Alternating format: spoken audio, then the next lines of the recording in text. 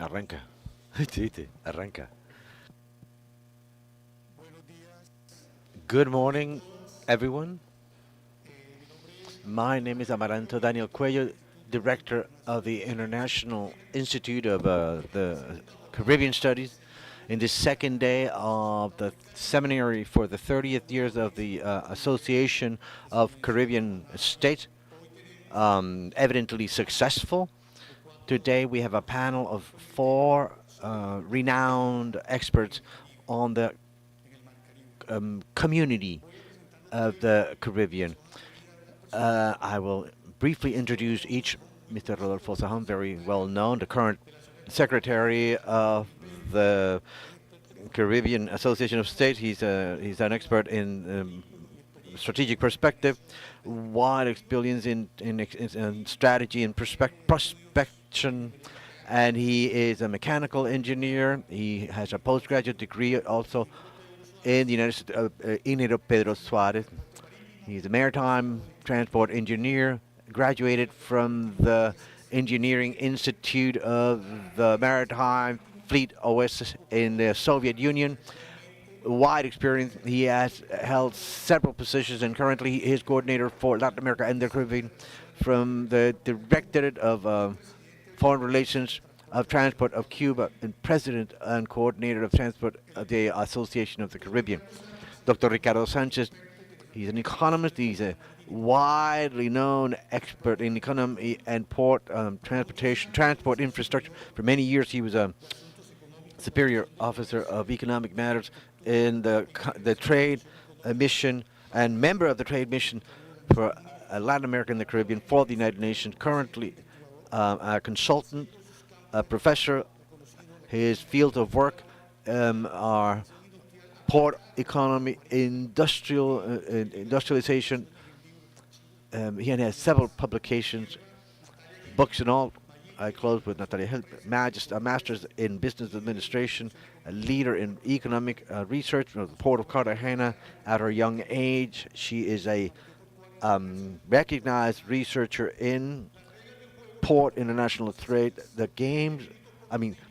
rules are 20 minutes per speaker, and in the end, there will be questions and answers. We'll start with Ricardo Sanchez.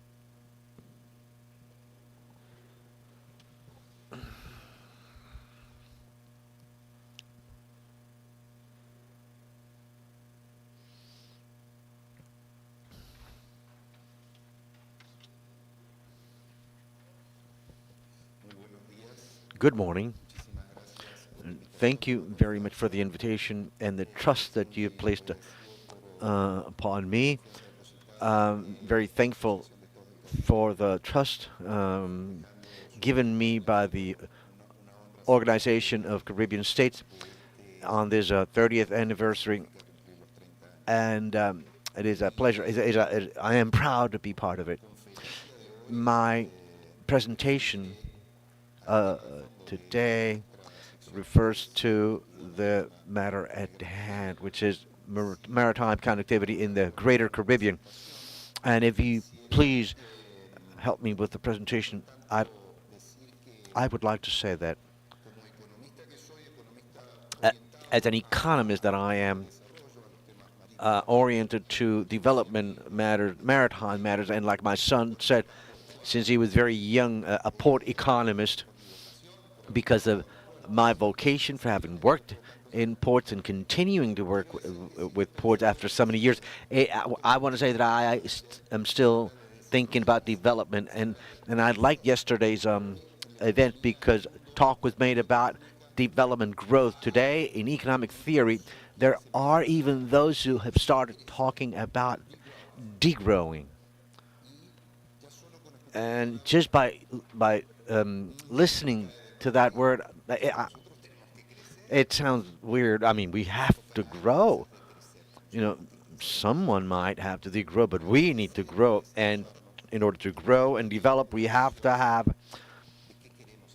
a vision of what we want to do, where we want to head towards, who we are, where we come from, where do we go, just like my Captain Salas always says. And I believe that that is extremely important. Thinking about these matters about what maritime connectivity, I would like to then advance or propose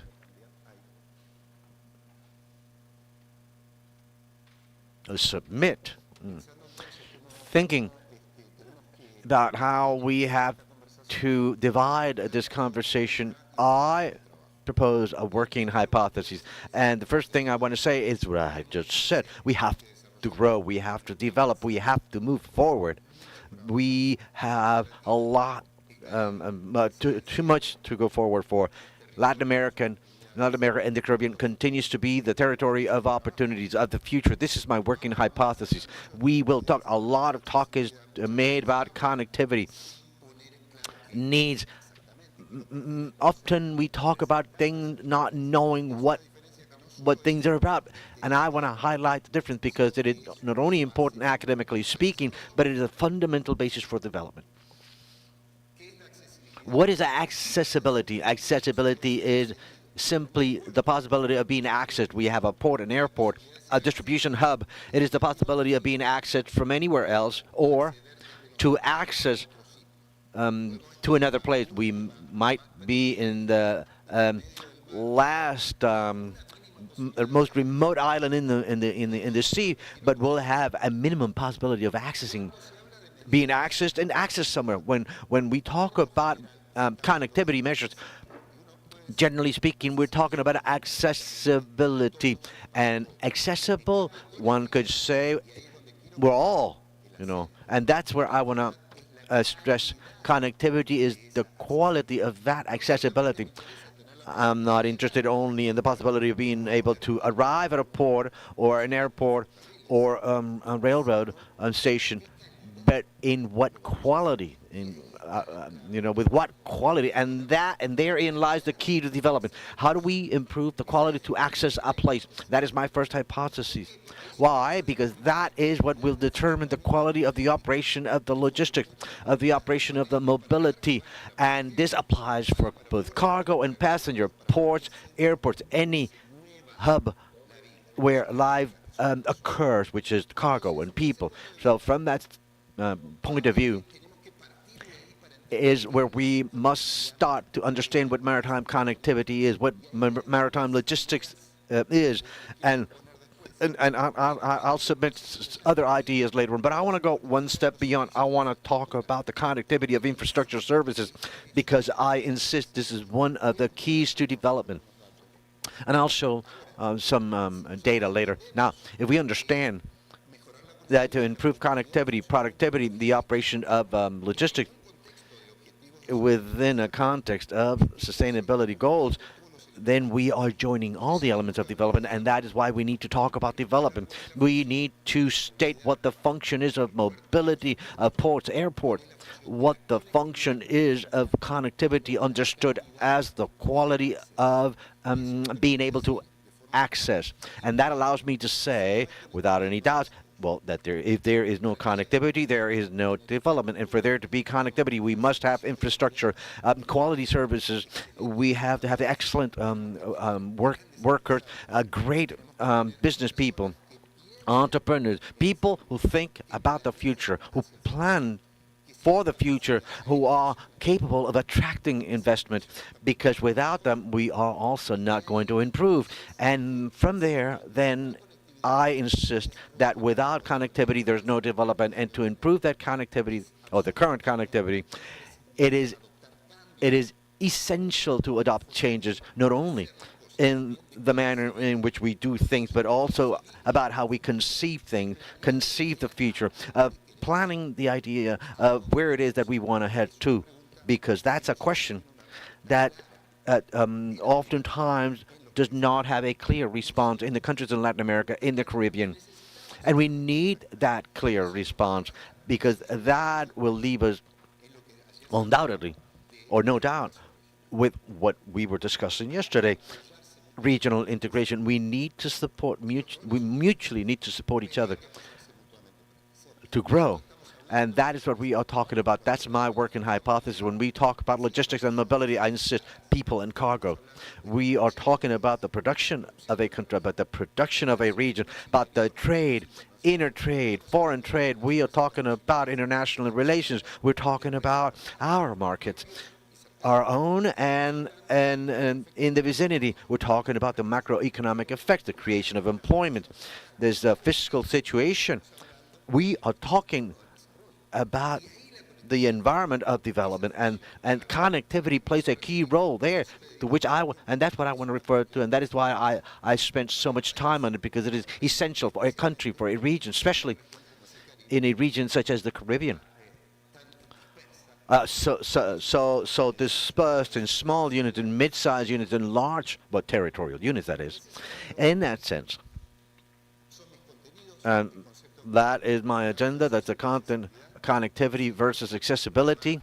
I insist, I stress that connectivity is the quality with which one accesses quality, time, money, and the rest of the conditions of quality of accessing somewhere. What are the measures, known measures? I'd like to propose an approach to understanding maritime connectivity better. I'll talk about a case right here in the Caribbean. What is the importance of ports? What is the importance of transfers? And I say this in Cartagena, which is a fundamental transfer hub, which goes beyond the business of transportation, but rather points to the benefits that that brings to the economy of the country and that of the region. But I also ask myself, if we only have a problem of maritime connectivity, is it only that? And I'll show some examples. Investment in infrastructure. I insist, if we do not invest in infrastructure, what are we doing? Where are we going? With a goodwill, with no, not enough. We must have it, of course, but it's not. If we don't invest in infrastructure, our desire will not be enough. What are the measures that are usually referred to as connectivity? You might be familiar with that index, connectivity index, and some ideas that I will mention about how to improve that, or rather attempt to having a measure of connectivity and not only of accessibility. Among other things, because of what you read there, when we talk about that index, we are talking only about the direct connections between two ports, and that is about 1 out of 3 maritime services. Therefore, we are talking about a very limited index in terms of scope. Only when there are direct services between two countries, when you, just so that you get an idea, the port of Cartagena regularly scheduled transports. Cartagena joins a total of 2,827 two-way connections between countries around the world. 2,827. That is a powerhouse. Not only for the Cartagena port, but for all those economies that trade among themselves. 2,827.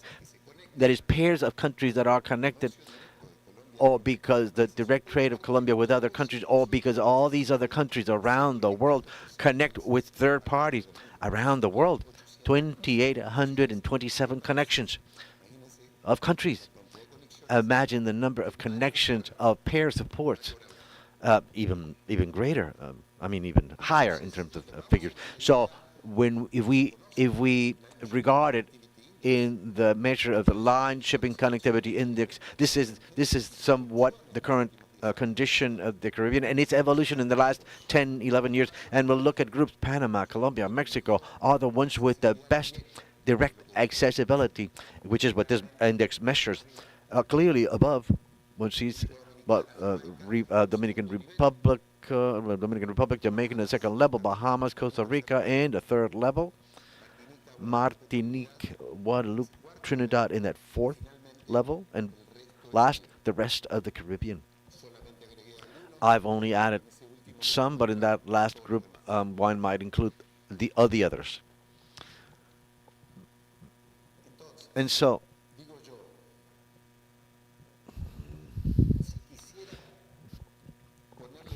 If I wanted to put not actual figures, but an index number which only gives me a placing, this is higher than the other.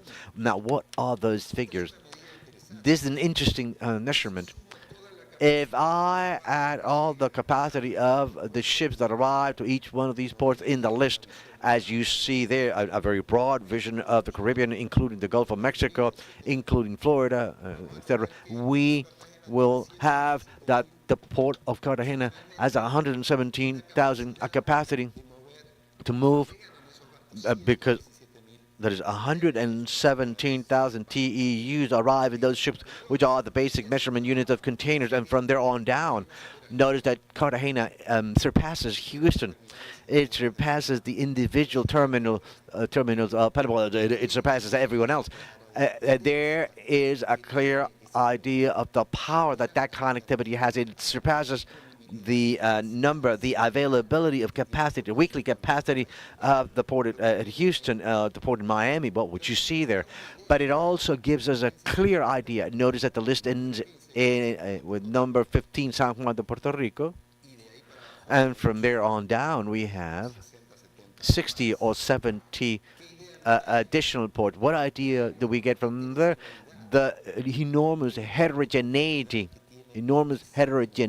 that connectivity has, a measure that is somewhat closer to connectivity while still being accessibility. Now, it allows us to come up with these groups.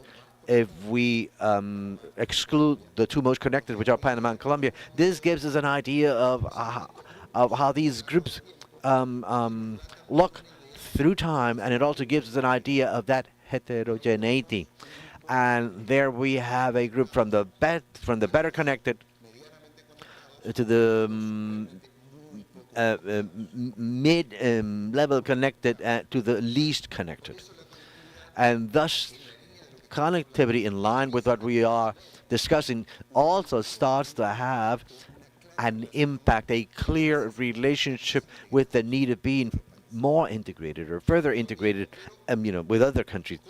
My time is limited, but how do I approach the idea now of connectivity proper? And this is fundamental. If I start from the basic axis that the Caribbean is the set made up of by Panama and Colombia, or at least this part of Colombia, then we conducted an exercise of measuring connectivity in services that come from Asia.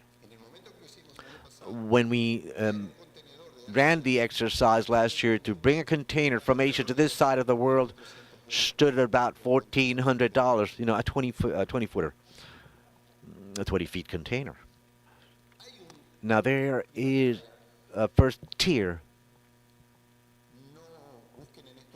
Do not ask for geographic precision. This is merely an approximation. There's a first tier.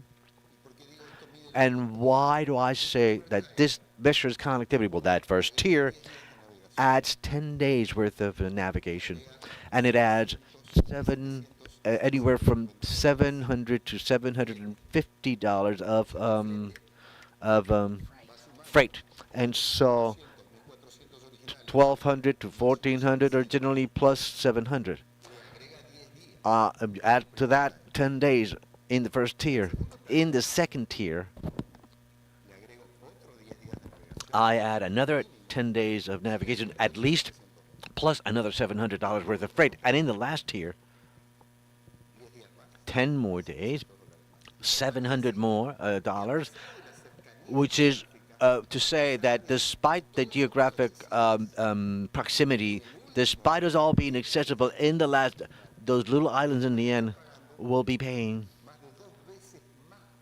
over 2 times more worth of freight than the original flight paid to Colombia or Panama, and it is adding 1 more month worth of navigation at least. This is an idea of connectivity. So who is better connected? We are all accessible. But who is better connected? And why do I say that this about connectivity is the basis of development? Well, look at these figures. These ports, what benefits do they bring us? Well, they create jobs, and for every job created in the port, 2.63 jobs are created around that job. For every $100 paid in taxes, we can add another 54 additional dollars for other activities generated around that. So there is an effect that is added to that remuneration of work. Not only the 100 basic as collected by the worker of the port or the terminal proper, you add a further 45 because of these effects, which is to say that the effect over the added value for every $1 generated or added by the port terminal, you add almost one third more. And that gives us one first idea of how important a port is. Well, that is the explanation. This gives us an idea of the transfers. Why? Because the transfer is generated what? Why? Well, and here we find one of the keys to development and for regional integration. There are ports that are very important, such as Freeport, the Port of Panama, etc., but which only work for a transfer and then transshipment. But then there's a second group which have this double mission of not only to operate as transshipment, but also to work as or function for the local economy. What does this achieve? Well, that the service, that the quality of that connectivity is much higher because it brings a much bigger benefit for the national economy and not only for the destination of the cargo. And then there's a third group where they do little transshipment, which makes them exhibit a lower connectivity. So where can we avail ourselves the most of these advantages? Well, where one can mix national economy, domestic cargo, import, export, and a good amount of transshipment, which ultimately increases the connectivity for that port. And that's where the question arises. All this is good and well in terms of maritime connectivity. It helps one understand it. But when one thinks about the economic development of one of our countries or of our region, one ought to ask oneself whether we have other problems about connectivity. And this is very interesting because I have a study conducted by the IDB a few years ago, that asked itself what the main problem of interruptions in the value chains were. The study was conducted, if I remember correctly, in 2019, prior to the pandemics, and all the negative effect brought on by the pandemic with respect to value chain. And notice that, well, it was conducted worldwide, and what we see on top in terms of figures are the biggest problems in those regions. Of the 20 that we have throughout the world, almost half deal with connectivity. They deal with connectivity, of course, but logistically speaking, land transportation, sea transportation, but also with problems of incapability or insufficiency in telecommunications or unplanned shutdowns in telecommunications. It appears frequently, but already in the sixth position, breakdown or shutdown of electric power, connectivity. Again, electricity without which nothing works. However, the biggest problems we have in logistics and in communications.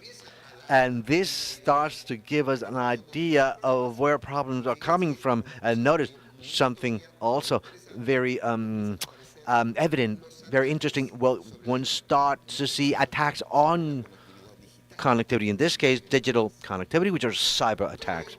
All this means what?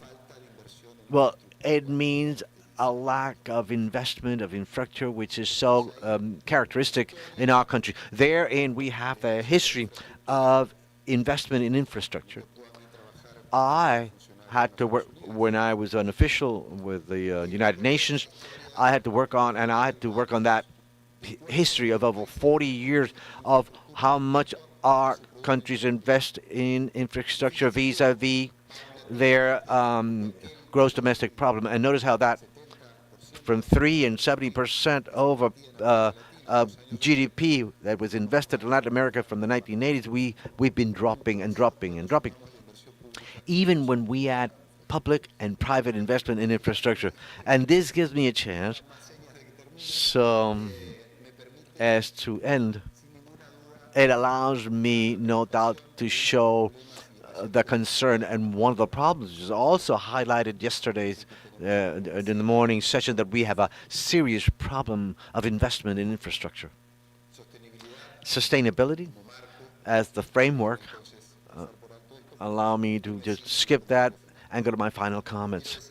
I would like to say that differences in accessibility that we have found and which are markedly evident in the area of the Greater Caribbean deepen the problems of connectivity understood as I have proposed them today. And to deepen those differences and those problems of connectivity means that we are taken to a need to deepen our cooperation between our countries and infrastructures, especially ports and airports as well, especially in the Caribbean. But it also demands to rethink where it is that we want to go to. And to me, this is fundamental because it is about rethinking the space of development, what the spatial nature is that we want to afford our future. And I want to go back to that because we have a problem of investment in infrastructure, a serious one. We are investing less than half what we need of what we need. So what are we going to do? Are we going to wait and solve this problem to then propose development, or can we find paths that will allow us to improve without having to wait so many years, such as investment in infrastructure usually take? I believe that that forces us to think, and that is my idea in principle, that we need to establish a priority in the association between the production, the generation of exportable surplus, and therefore the international insertion of our countries that and bring that closer to our port. We need to bring production to where the ports are. In some of our countries, that involves a fluvial connection. Welcome. In other countries, it involves a maritime connection. Welcome.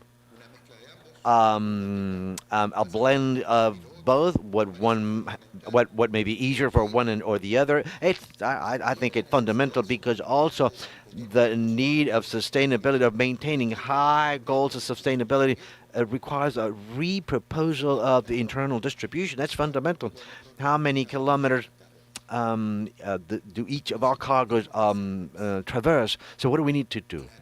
Clearly, to bring the generation of production, to decentralize the generation of production, especially that associated to exportable surpluses. The study done by the Association of Caribbean States on connectivity recently, I believe, goes very much points to the right direction. It lays the right foundations. I believe that, Mr. Secretary, it would be very important to continue with everything that study proposed as a starting point, and which will need to be developed. And I'd like to finish that in that study. And I think it fundamental. We need to think, well, what our conditions of institutionality are, governance and regulatory restrictions that the development of infrastructure has, the development of our ports have, and the development of our international trade. Thank you very much.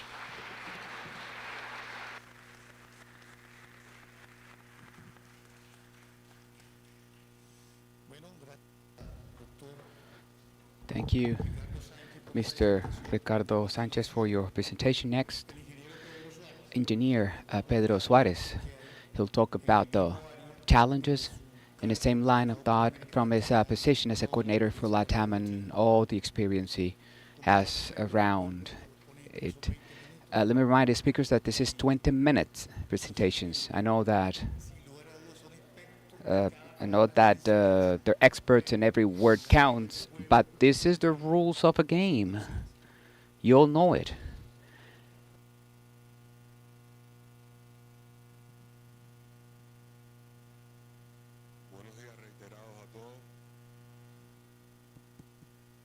Good morning.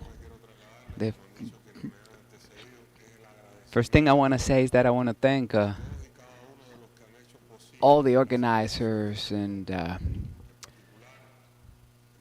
this, of course, celebration, specifically Captain Sala, Mr. Munera, Engineer Sabonje, uh, the Chancellor of the University of Cartagena, and thank you all for being here and for listening to our words. I'm going to be brief. I assure you that that's a huge challenge after having heard all this knowledge from my predecessors and their research.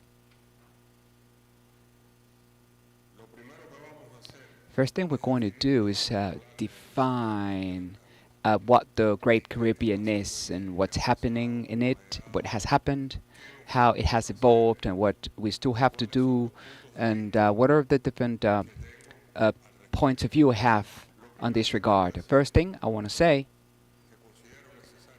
or that I deem necessary, so I'm not repetitive, is that in multiple times we have heard, as they said in the past, that in the area of the Great Caribbean there is no trade because there's no transportation, and then the connectivity issue came up. And more recently, this definitions that are more adjusted to reality, which is accessibility, connectivity, and how all the territories in the Great Caribbean are related to this. I could go faster, but I'm going to define this with my own words. I'm going to tell you what has been done and what we're doing by listening to this term, as I said before. Time has come when we felt a bit uncomfortable because we didn't agree with that they said about not having maritime transportation in the Caribbean, because accepting that there was no transportation, or that there's no transportation, or there's no transport, uh, uh, left unattended other things that we had to do, and that is the protection of the marine environment. That is not complementing all regulations and treaties and rules established by the International Maritime Organization.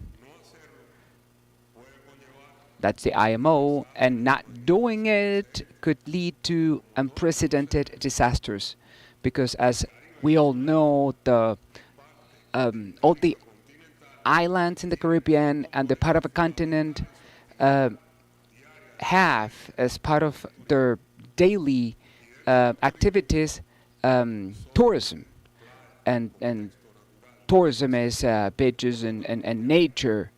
So from there, we derive the need to protect the maritime environment. Now, how do we put this in simple terms so that everybody can understand and see what's happening in the Great Caribbean? So we set out to do the job and uh, with these people that had the will to put this in simple terms.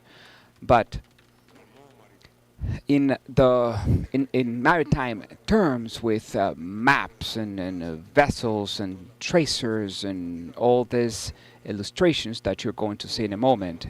Once we compiled all this information, which was a difficult task, we also realized, and I mean, I and all those other people and institutions that have contributed, especially the Central American Commission on Maritime Transport uh, and the authority of the Panama Canal, who uh, then gave the responsibility to the Maritime Administration of Panama and all the monitoring entities. So the job started, and we were able to demonstrate that there are transport services in the Caribbean. Another thing is that these maritime transport services may not meet the economic demands of the island states and the other ports in the region. So, what's the matter there? And our interpretation comes from what we already know, the high price of the freight. And why is that? The trade in the Caribbean is characterized mainly for being an importing trade. Imports for domestic demand and sustainability of tourism. And there is another underlying trade uh, among the islands, which is addressed with another maritime transport strategy. So by doing the job, we found all this historic data that have to be considered for everything we must do, which I'm sure we're going to do. And this is it. How can we guarantee a maritime transport service that's efficient, meaning service quality uh, uh, and all the value and efficiency and timing. So, all these recent history said that there have been multiple attempts. I'm going to mention just three. There was the Caribbean Multinational Shipping Company based in Costa Rica. That was in 1990, 1995, 96, 86. And then there was another shipping company with the smaller vessels called Naxos Riffle.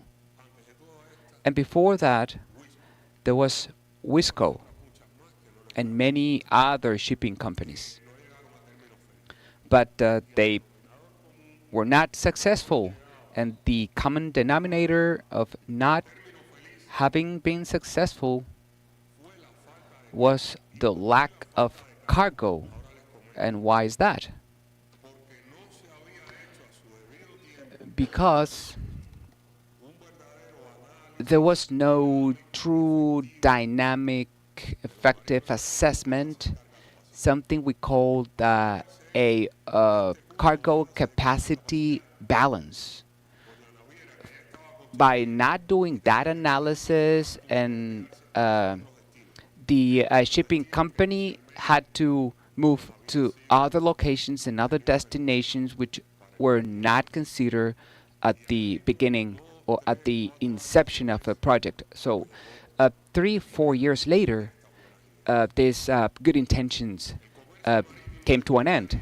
So, the maritime trade in the Great Caribbean is or relies on the maritime traffic generated from the transshipment centers.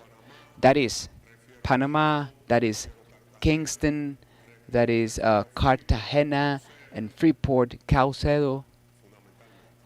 Mainly, there could be other, please don't take this personal,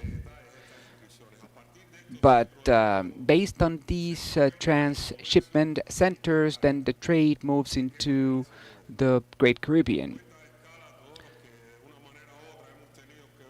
All of those that have been involved in shipment, we know that the transshipment account of a big vessel, a Panamax, say, I mean, it's not worth for jumping from island to island. So there are other type of services for smaller vessels of about 100 TEUs. Thing is that uh, trade, which is 84% approx, based on container shipment.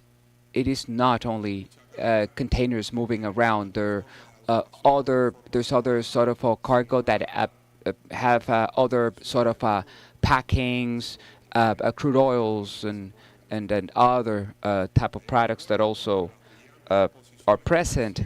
Yesterday, I remember from the presentations, Professor Captain Sala said, maritime traffic analysis, if we compare it with Malaga, Gibraltar, or Suez, maybe we could have higher flows of traffic because in the Great Caribbean we have all the routes converging from the north and the south, from west and east, and many other routes. It means that this is an opportunity we have at sight, that we have in front of us. What we have to do is that we need to take advantage of it and seize the opportunity. Uh, we have started to implement different modalities of maritime transport, and by that I mean the ro-ro service, also the ferry service and the fast ferry service. Although they may look alike, they're smaller vessels. They don't have the same principles. They don't have the same level of immediacy, and these services render the same satisfaction, but not everything is just perfect. Then the problem arises: the lack of cargo that impact these attempts that in the short term lead these efforts to stop. But luckily, right now there is this small, big shipping company, Valiaria, moving with a regular flow of traffic from Florida and the ports down of Puerto Rico to Jamaica and Bahamas, and it is gaining traction, and they have expressed their intention to move now down to the Caribbean. So, in the framework of the ACS and through its presidency, Engineer Saboje, we've come to the conclusion um, of having a development master plan, which in this case is the project for the port maritime strategy in the region, which is already in the making. This is going to be a master plan that's going to take us to the point where we can solve all these problems that we have described: the lack of cargo and the capacity cargo balance, which takes us to the right adequate vessel for transport, not only containers, but all the sort of cargo, multi-purpose containers, bulk cargo, and everything else. I'm confident that the maritime route map that was created years ago, that's uh, uh, uh, growing with real statistics from global databases and the information we collect in the field with the association of the shipping companies. With that, we will continue to bring light to this issue that we must solve as soon as we can. I want to say, before I start with my slides, that this is a need. This is a necessity, and the moment to solve it is right now. And we must think about this maritime transport service. And we have these projects which will tell us if it's a short distance maritime transport and will give us the right vessels to utilize and the cost of freight. But there is maritime transport, and we are projecting it, and it has to be complemented. The issue that vessels cannot be just substandard. It must be duly classified and registered vessels with the right operation, because an important point now is the CO2 emissions control.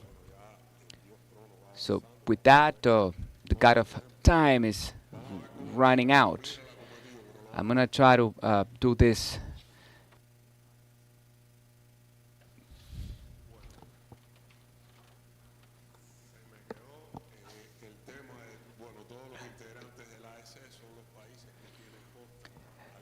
ACS countries have a coast inside the Great Caribbean.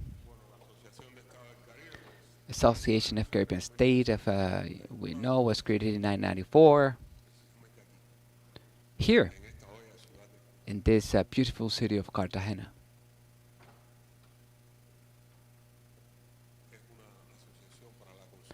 This is an association to bring proposals and an analysis so that decisions can be made.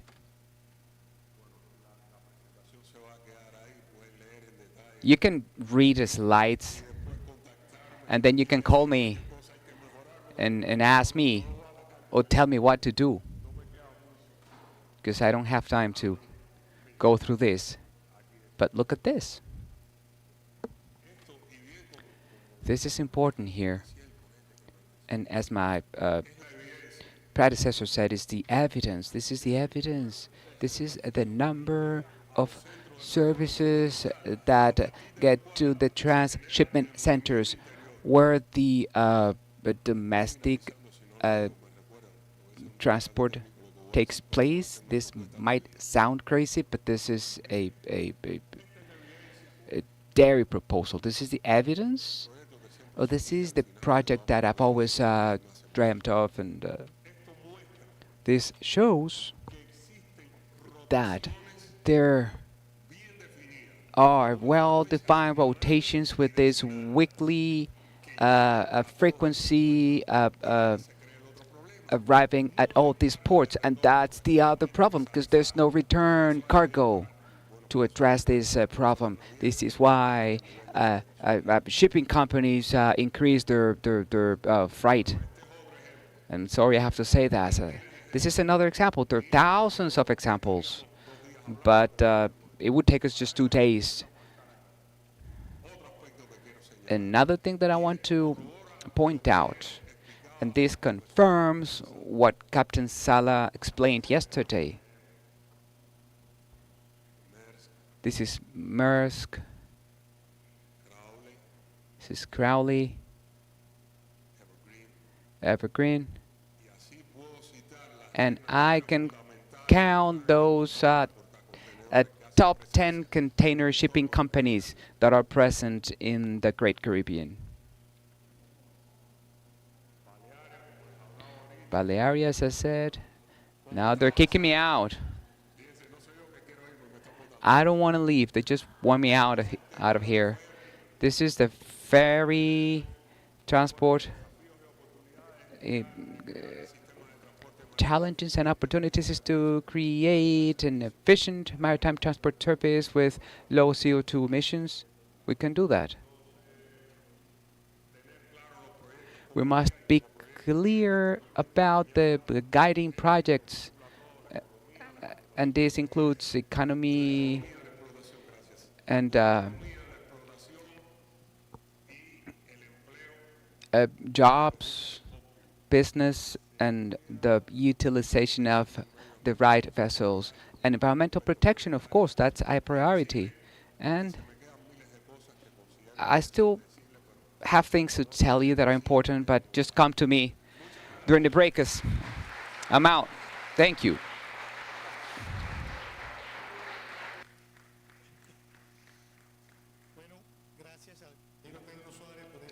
Thank you, Mr. Suarez, for sharing your experience and knowledge and new challenges and what the maritime transport means in the Caribbean and worldwide. Now we have Mr. Rodolfo Sabonje. He's the secretary of the ACS, and he knows all this perspective. Let's talk about the future and how to solve them from the Great Caribbean. Thank you. Now, to make a good use of the time, we've gone through the greetings and all that protocol. I'm going to start with a quote from the 1600s. There's nothing new in the world. We're just going back to the same issues again and again. This is a quote. I'm going to read it in English and then I'll translate from or by Sir Walter Raleigh. El que comande el mar está también al mando del comercio y este también comanda las riquezas del mundo y como consecuencia el mundo como tal. In other words, who commands the sea commands the trade. Whoever commands the trade commands the wealth of the world and therefore commands the world. This presentation, I put it together about a month ago in China. Well, I made it. I presented this before a group that's developing all these routes. The strip and the route is that in simple terms. We all know about the commercial interest that China has in the world and the interest of these route, and their purpose is to control all the routes of international trade, developing infrastructure and so on. But unlike my friend Ricardo, who I work with, it is not just about the infrastructure. They also control the service. And this is an analogy to referring to the first presentation yesterday. They said, we have the highways of the seas because the Caribbean is our highway. We don't have to build roads. Yeah, but what if, I mean, nobody's using it? If there's no transport services that actually address what countries need. This is why I'm going to be more disruptive because we already talked about this. I think Pedro said it about those failed services. Let's go back to the 60s when there was no deregulation of transport. The majority of liners were local, and every country understood that their foreign trade relied on having a transport service. Therefore, those domestic liners were just an extension of a foreign trade of the countries. Then all this privatization came and the whole transport system was privatized.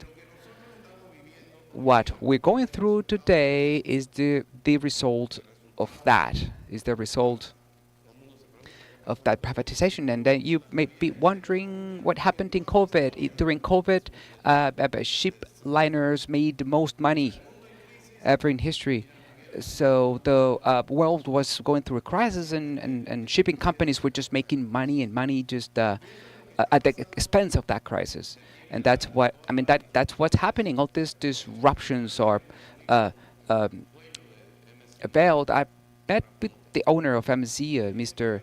Aponte, and then he said, our business would be better if all the canals and channels of the world were closed. One of the routes were closed. And then I met with Jack Saddle from CMA, and he said, we make money by just sailing the seas. And I'm referring to all these dry ports, which is not good for shipping companies.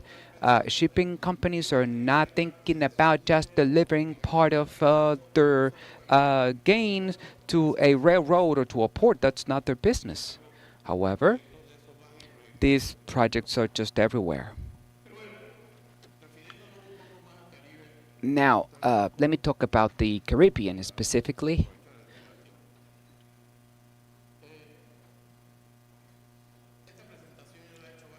I've made this presentation several times. Maybe you've seen it already. If you looked at our region, 200,000 meters high, maybe you think that we're a very well connected region. This map was made with real uh, uh, uh, shipping routes in the region. And then if you zoom in, you find that that's not the case. And a good part of our region, as Mr. Sanchez said, he referred to the different tiers.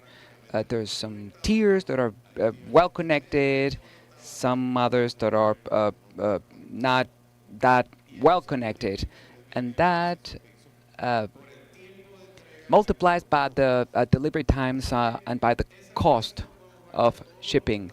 So everything in the Eastern Caribbean is poorly connected. Of course, uh, what's first, the egg of the hen or the hen? Pedro said that the problem was the lack of demand. Yes, this is a small islands. They have reduced demands. There's no um, economies of scale that produce the quantity and quality that would be required. So we're going to have to divide this region in these different areas, and these areas depend fundamentally uh, on their connectivity and accessibility, on a stripe of route which was mentioned, which is the one that connects with all the traffic coming from Asia, going through the Panama Canal, and everything that's near, relatively speaking, is the one. Are the ones that are better connected. Interestingly, and when I talk about Panama, I say Panama is the only country that has a port with access to two oceans. Most of the statistics show that the Panama ports are separated, but they work as one in practical terms, both in the Atlantic and the Pacific. They're interconnected. The vessels that go through the canal can stop or depart from a Pacific or Atlantic port, but they move. They use the roads and railroads, and this is a hub that goes beyond the Caribbean. But the point here is seeing how the routes that Pedro mentioned work in the Caribbean. We said that most of the islands in the Caribbean are importers, and by tradition and culture of their trade, that has to be analyzed in depth. The trade culture of these islands is to import from the U.S., and that culture of importing from the U.S. Lead to having the vessels coming from Miami and dropping their cargo, like moving clockwise and then returning to their ports empty. So there's no way that there is intra-regional trade. If you look at the numbers from the ECLAC and the World Bank, say, or address the intra-regional trade, but there cannot be intra-regional trade if there is just one route moving southbound. We need another route that goes up north so that they can match. That is basic in transport, and you see that when you analyze other means of transport like buses. If they move in one direction, people are going to have to get in and out, but when it moves in the two directions, we can have that intra transportation, which is what we are lacking in the Caribbean. So how do we change that? We do that by pushing it. On its own, it's not going to change. And among the differences between what Pedro said and what we are proposing in terms of a regional strategy, I said as much yesterday. As long as there is no regional strategy, each will act individually, and the transport solutions cannot come bilaterally. Transport must include everyone. I worked at the IDV, I never forget, when I was a consultant there, and it was a project for CARICOM. I was told we need to improve transportation among the countries of the CARICOM. That does not work that way. CARICOM countries are spread out. There has to be a way of including all the other countries that lie within that region. No, no, no. This study involves only CARICOM, and among the things that I said yesterday, which I was telling you, the part of the problem is that international bodies, the multilateral bank, divides us. It is precisely that which divides us in sub-regions, and that problem in terms of transport cannot be solved by sub-region. There is no way of solving the problem of only the islands of the organization of the Western Caribbean. And there are projects that are, however, focused only on that. The matter of the ferries, fast ferries, whatever. What will that connect to? Well, it should connect to one of the main hubs in order for it to work. So we need to create a secondary hub. Well, this is a thesis of creating a secondary hub from where services will spring out. Now, in Panama, something interesting has been, in which I believe is being done jointly with Colombia for purposes of cruise ships, which is to establish home porting in Panama. The concept is similar. Most cruise ships historically originate from Florida or Puerto Rico or Houston, Tampa, and the like. But what happens to a cruise ship of that nature? Well, it originates from there and ends there, so that short cruise, a 5-day cruise, which has a price, only has one reach. The longest, which is the one that reaches the islands in the Caribbean, has another reach, but it's another price. To actually be able to achieve something efficient, there has to be a home port in the south, where a 5-day cruise will start from Panama or Cartagena toward the islands that are closest to the south, and a hub or a home port in the islands as well at some point in the Caribbean. That is the way in which that destination will turn into, that is a home port. See, a home port adds a lot of value because it brings a lot of people from different countries to take the cruise ship there, and whoever is going to get on a ship will arrive the day earlier or sleep the night before, drop some money in the local economy. But you see, we need to force the creation of a hub. And now that we're seeing that Guyana and Suriname are being developed, this is precisely the moment in which that hub could have a natural reason for being. But that, when we talk about connectivity, and that is included in this slide, because connectivity is not only maritime in nature, connectivity is air. And the services rendered by airlines to the Caribbean could be referred to as origin destination. There's actually no hub in the Caribbean. So the same thing happened. The airline seeking profitability is also classified in tiers 1, 2, and 3. Therefore, in the Caribbean, if you are going to travel to the Caribbean, it takes 2 or 3 times longer time, because you have to make 3 stops or 10 stops, and the costs will be commensurate to that. So we cannot continue to do the same thing and expect different results. And that is where we, as the Organization of Caribbean States, in addition to the strategy that we are considering, must force the creation of that service. But one of the problems which perhaps Pedro failed to mention or missed it is that the worst thing that happened with those national shipping lines is that they were shipping lines controlled and operated by the government, which made them managed politically and thus were not at all efficient. And with time, the APP figure has come into its own, the Private Public Association. And yesterday we heard about another new EPEM. In any of these two figures, the region. And that is one of the things that when my friend Ricardo worked at Zapal, I asked him to study it, which was to create a regional APP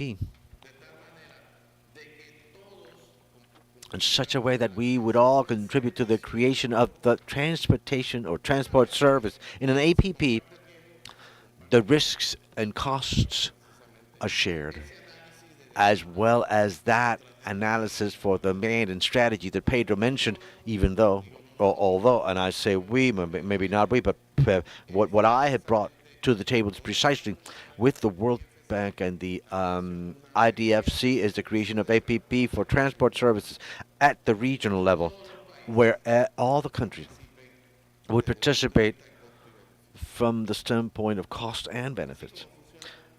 Just like the bus lines work, just like the metro services work in most countries. It is known that transport, especially when when it is fought, it has to receive some sort of subsidy. When the highways of the sea started in Europe, they started fully subsidized. A highway that operates in the Mediterranean, but most where after well, in order to reduce the environmental damage, improve safety, road safety, and get trucks out of the way, well, countries contributed and said, okay, we are going to create the incentive, and that is how the highways of the seas got developed, which nowadays work in the Mediterranean. So evidently, what we are looking for, and I said as much to the Chinese. If you want to create your highway and your Silk Road in the region, first think about a regional strategy, because the least thing we need here is white elephants in every country, because that is the trend.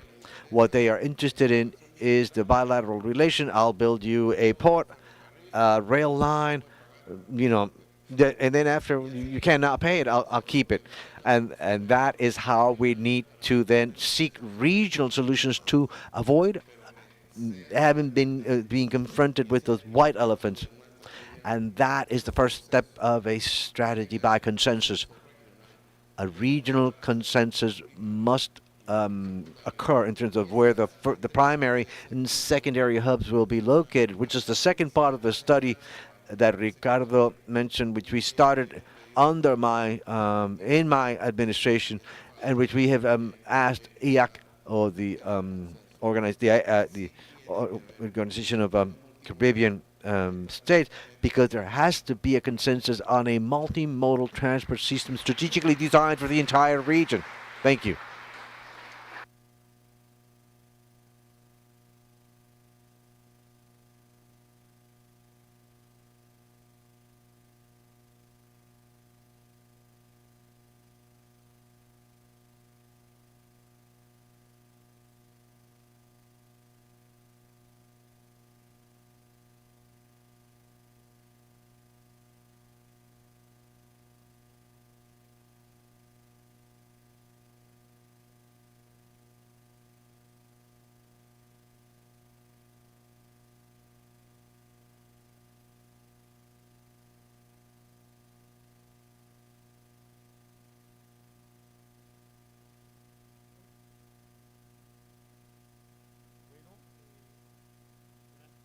Well, right. Good, good time management, and thank you, Pedro. Right now, with you, I give you Natalia Hill from the Port of Cartagena. Then we'll have a break, a 10-minute break, and we'll move on to the closure with Professor Moneta. And if we are good at using time, there'll be time. There'll be 10 minutes for a Q&A. Good morning. Good morning, everyone. Actually, to me, it is an honor. I feel honored first for the invitation from Dr. Munir, but also to be here next to people who have actually been an inspiration and teachers for me in this short time that I've been researching about geopolitics and ports. Ricardo, Rodolfo, who have been with the Port of Cartagena for so many years, they've uh, been those teachers of how to understand the surroundings, the Caribbean, and its impact on ports. I will make a presentation um, focused on first on geopolitics, because it is no secret to anyone that geopolitics marks the decisions of trade, the decisions of ports, and then it how all these new terms have evolved, like nearshoring, how China is paying attention to nearshoring, but in addition, but how ultimately the community can help, or how it can become that fundamental link, so that despite the disturbances worldwide, for trade to continue. And the first thing I want to show you.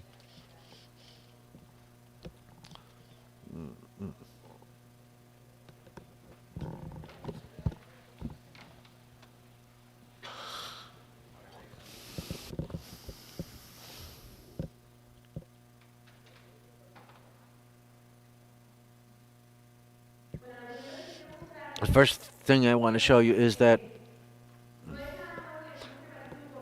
in the maritime and port industry, it's nothing new that the environment has changed, that it has been challenging, and that shows us something that have happened in the last 50 years.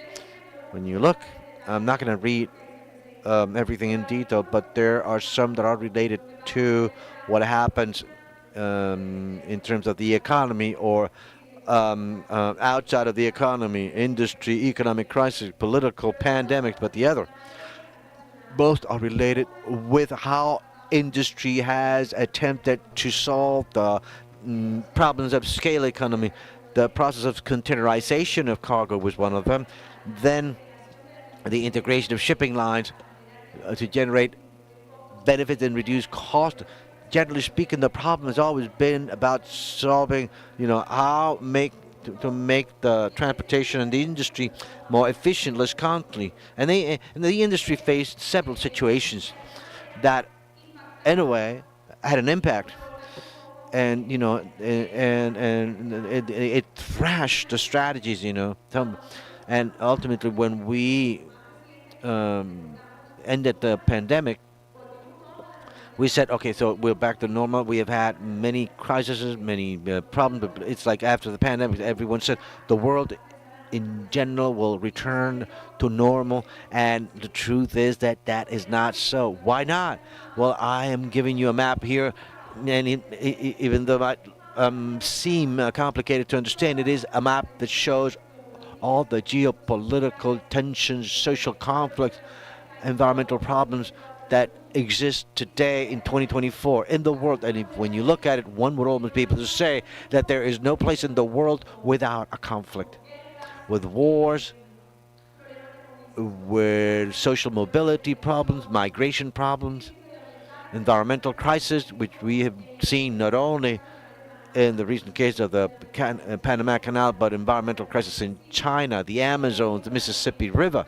We've also seen problems with wars, which are pretty popular.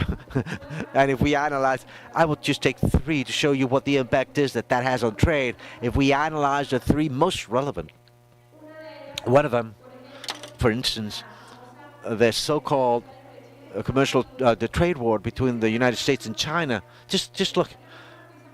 and this is the very recent news about tariffs that that the U.S. has slapped China with, how there are products like EVs which went from 25 to 100% tariff, over the value of the product. This clearly undermines the intentions of free trade, the intentions of generating a unit of globalization between economies. I could stop and read each, but the truth is that they are all worrisome. These are all changes in trade strategies that impact the final product, which is what ultimately generates that which we all want, which is for trade to be ever more efficient.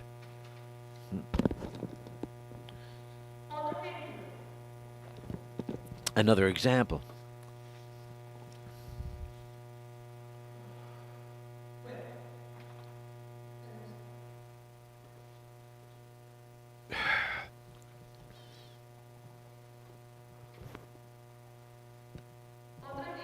Another example is the conflict in the Red Sea, which is perhaps the most recent. And that conflict in the Red Sea is one of among many that currently are currently ongoing. And if we think about the Red Sea as a distant point in the world, and we'll say, well, that has nothing to do with us, but the Red Sea has generated such an impact that ships that cross the Suez Canal would move no less than 12% of world trade and 30% of all the container cargo in the world. The ships would go from Singapore to Rotterdam. They would go through the Suez Canal. Now they have to go through the Cape of Good Hope, adding about 15 days of navigation. We've already been told what that means in extra cost and time, when you add 14 or 15 days to navigation. So notice that we have talked about two different things that have a dramatic impact on trade. And the third that I want to give you as an example, which is also totally different, is the matter of climate change. Last year, and starting this year, we experienced a very complicated matter, which was the sudden drying of the Panama Canal. The Panama Canal received a minimum of 36, and it went from 36 to 22 ships per day because the water sources of the canal dried up, and also the maximum depth of the canal, those large ships that we see going through the canal of up to 18,000 TEUs, well, the depth went from 15 meters to almost 13 meters. And that caused losses, extra costs for the shipping lines, and this all is transferred to the value of the end product. Who receives the effects of all this? The consumer, the end consumer. And that is what ultimately happens. And in that sense, a concept came back, which was mentioned this, which is the nearshoring. It's no new. It's a concept that started to come in vogue in the 1980s when India became, in a way, as that source of factories for the United States. But it has recently been revisited because it is believed to be the solution to all the problems that I've just told you about, logistics, and which are dramatically impacting the levels of trade. And let me tell you something about nearshoring. The first is that clearly, in nearshoring, is on the agenda of every entrepreneur, business people in the world, more so them than the nations of the world. And these are two questions of a survey by the Carnegie Research Institute on the levels of nearshoring in the United States. And in these two questions, business people are asked, how much is nearshoring in the boards and in your mind? And in 2030, which is to the right, in the agenda of boards of directors, well, it has increased in 73% of the board of directors. But when we look at the agenda of governments, only 38%. So it is something that concerns companies, but not so governments. But why? Why the interest in nearshoring? Well, basically, the biggest concern is about being more efficient. Everything comes down to efficiency. The second thing that is also clear is that there are clear signs because, well, there are those who say that nearshoring is or actually has had an effect. Others say no, but it is true that there are signs very evident that the United States has started to relocate its sources of production, in some cases close to the country, but in other cases within the country itself. Remember that there is this big campaign of, Make in America, and that goes through retaking the production of some inputs within the United States. And these two indexes show it. The first is by the Carnegie, and the second is the self-sufficiency index in the United States. Looking in them, we see two things. In the nearshoring index, has seen an increase, has had a twofold increase with respect to 2019, which means that the United States is building or producing closer, because indicator compares the relationship with what is produced internally vis-a-vis or versus what the U.S. imports from the 14 low-cost countries in Asia, which are 14, and the other, which is the self-sufficiency index, measures how much of what the United States produces is produced locally. And we see how, well, there had been a drop up until 2021, and from there up until 2023, there's a trend of producing more within the United States. Now, up to that point, clearly we see a trend to the idea of a trend towards a nearshoring. And when we look at commercial data, we also see that there is a clear and marked decision of moving away from China and getting nearer to countries such as Mexico, which is what we saw yesterday when we see the distribution of percentage of imports into the United States from China. Just in 1 year, they got reduced by 20%.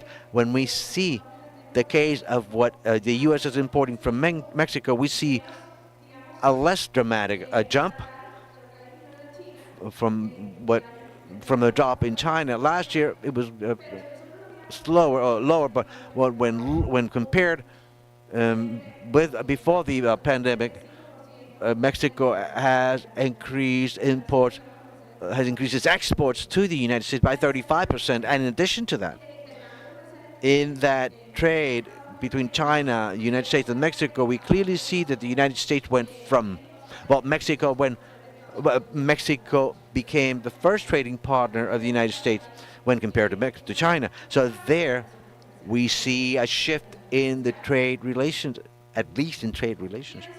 And in addition to that, we see here how tariff imports from the United States and non-tariff look at the change. So the change of the trade dynamics of the United States with China has been fought by the trade sanctions and the tariffs that I've just said the United States has imposed on China. And in that sense, the big question in everyone's mind is, well, are we nearing the end of globalization? Are we facing a redefinition of globalization, regionalization, localization of manufacturing? But the truth is that from the standpoint of statistics, none of that has happened so far.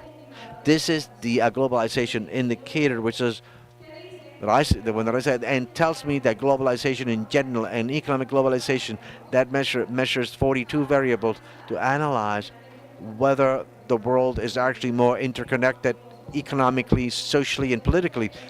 And the truth is that this index stays at its highest levels, which means that these changes in the trade dynamics are necessarily ending that global connectivity that we have. The second thing is that China continues to be the breadbasket of the world, and how China participates in the trade. And there's no other country in the world that does it. It has had a slower growth trend, but China continues to be the most important country in terms of trade in the world. In addition to that, something that I want to comment on, and it's this. It is said that countries such as Vietnam, India, Thailand have even benefited more from nearshoring or friendshoring than Mexico. No, see, This graph shows something interesting beyond the data. Look at the trends, the trend lines. Yellow lines show Chinese exports to these countries, and the blue lines show U.S. imports from those countries. So when one looks at the trends, it would seem that what Vietnam is sending to the U.S., China is sending to Vietnam. In other words, China has increased, just to give you a bit of a piece of data, in 1 year, China increased the trade relations with Vietnam by 80%. So, it's just so that we get an idea of how, yes, the United States acted, but China is acting as well, perhaps even faster than the U.S. And I'll give you another example. And it is Mexico. The same thing happens. The first graph to the left, to your left, shows, well, it's the same graph that I showed you before, but with the data of Mexico's exports to China. Exactly the same thing. The yellow and the white lines exhibit the same trend, which means that Mexico, well, part of the export toward the U.S. are being made through Chinese and to the right, Chinese companies, and to the right, look, this is foreign investment. Just last year, 19 new companies, Chinese new companies, came into Mexico. But in addition to that, air tickets were increased by 85%, and container shipping between Mexico and China increased by 40%.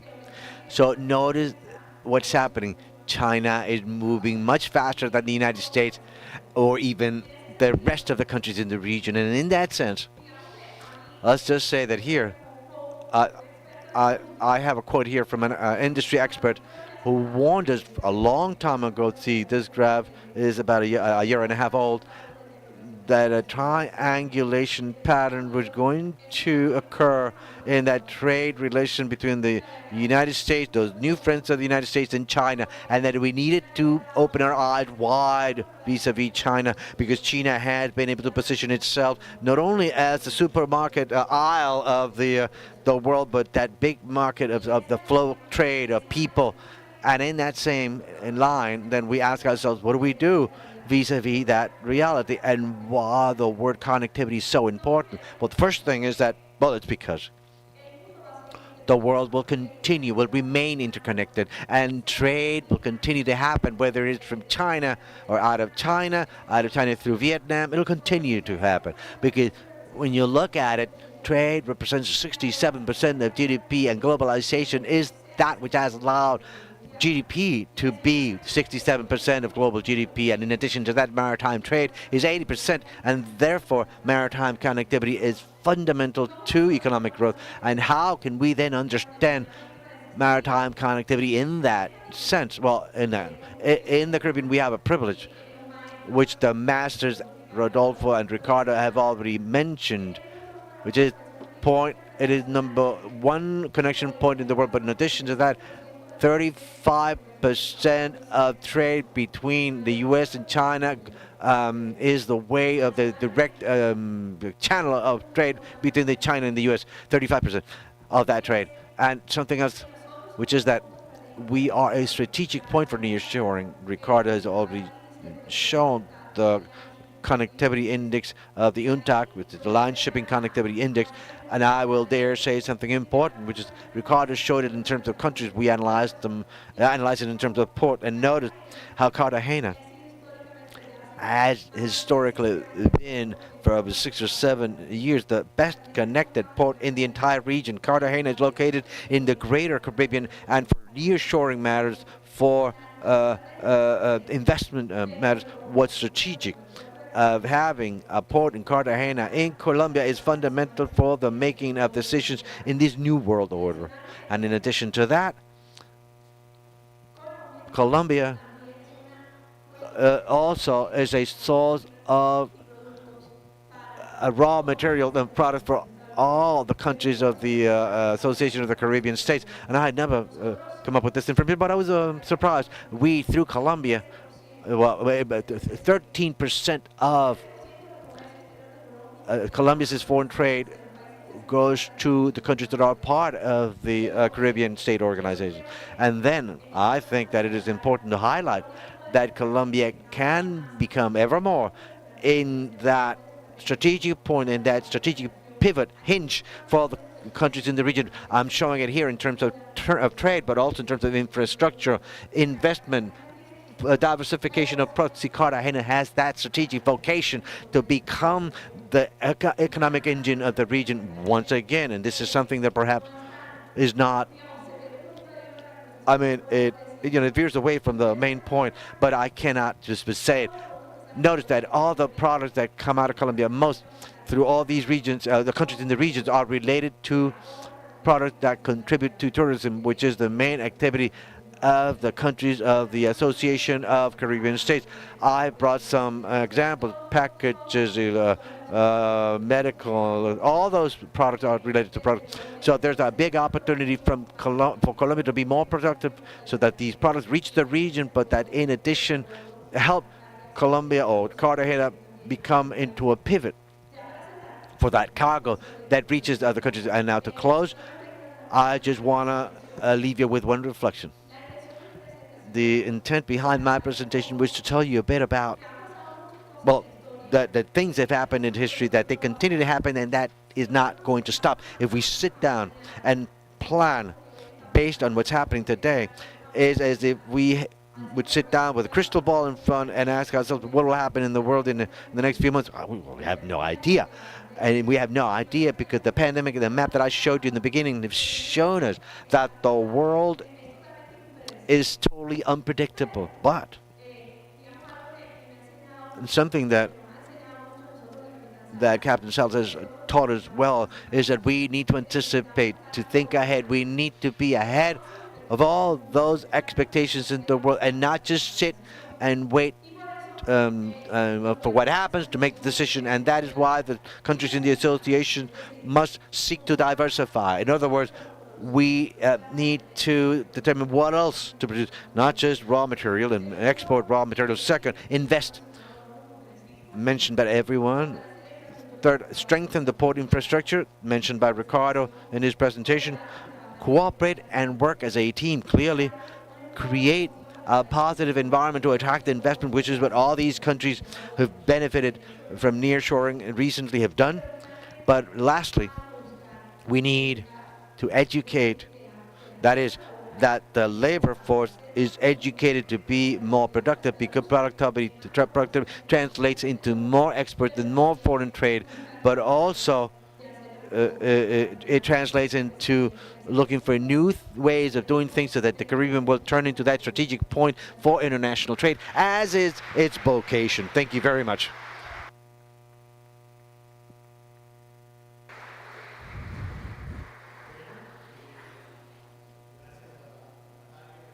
Thank you, Natalia, for describing the geopolitical movement and its relation with the trade. Let's take a break for 10 minutes and then we'll come back for the closing. There, there are going to be 10 minutes for 2 or 3 questions about the panel as we come back.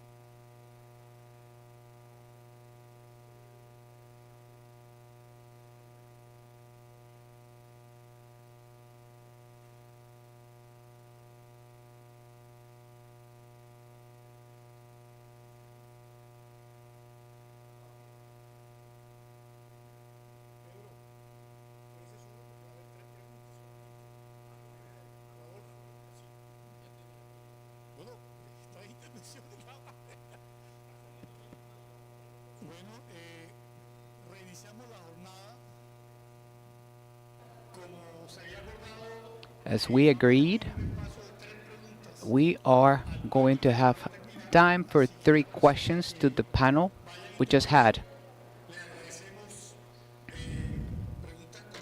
So please be brief, straight to the point questions because we need to leave before 12 and we have one more presentation. So if you're interested in asking questions, please raise your hand.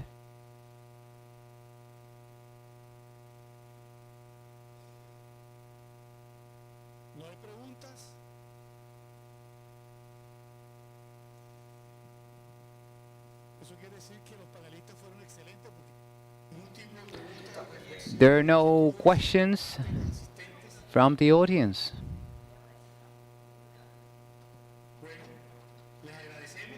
Thank you all.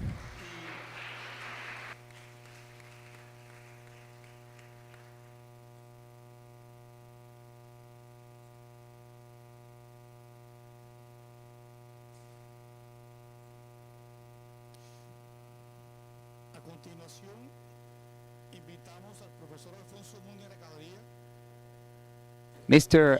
Munera is our next speaker to talk about reflections on cooperation in the Great Caribbean.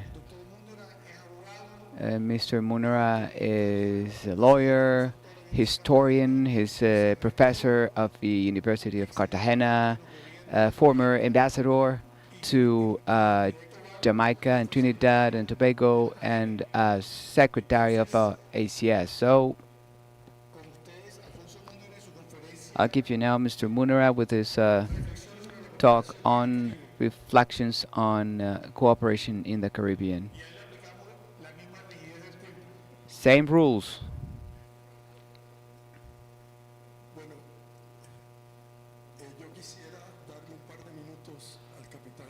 I want to give a couple minutes to Captain Sala, who asked me he wanted to address you. This is that time when I'm asking to speak. I want to express my gratitude to ACS for their presence. But let's go farther back, and if we're here, we owe that to Mr. Munera. And not the reflection is that the University of Cartagena is here sharing this content.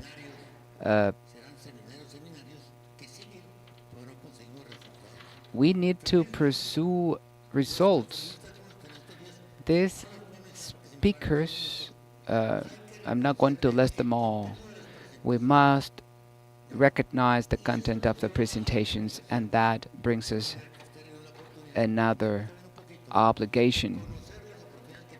And the obligation is to acknowledge the opportunities the country has in its seas, ports, and coasts.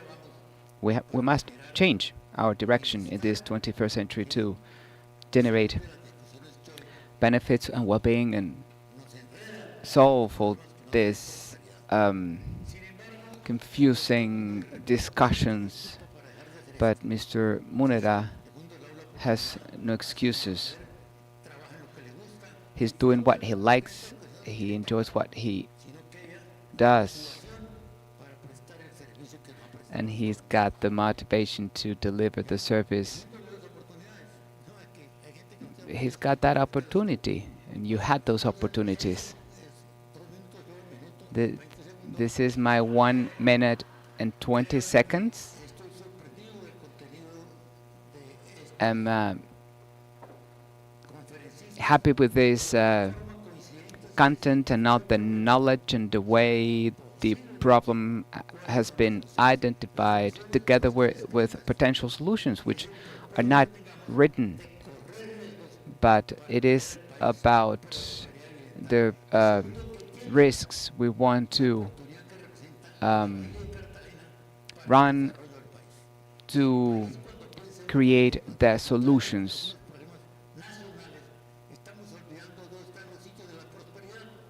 we are forgetting where prosperity is, and prosperity lies in international trade, and as the main objective, the education of our people, of labor. This is why I'm thanking again the University of Cartagena, who is the author of his uh,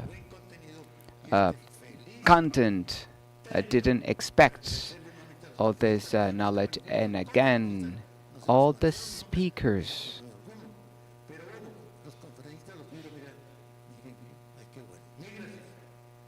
Thanks a million.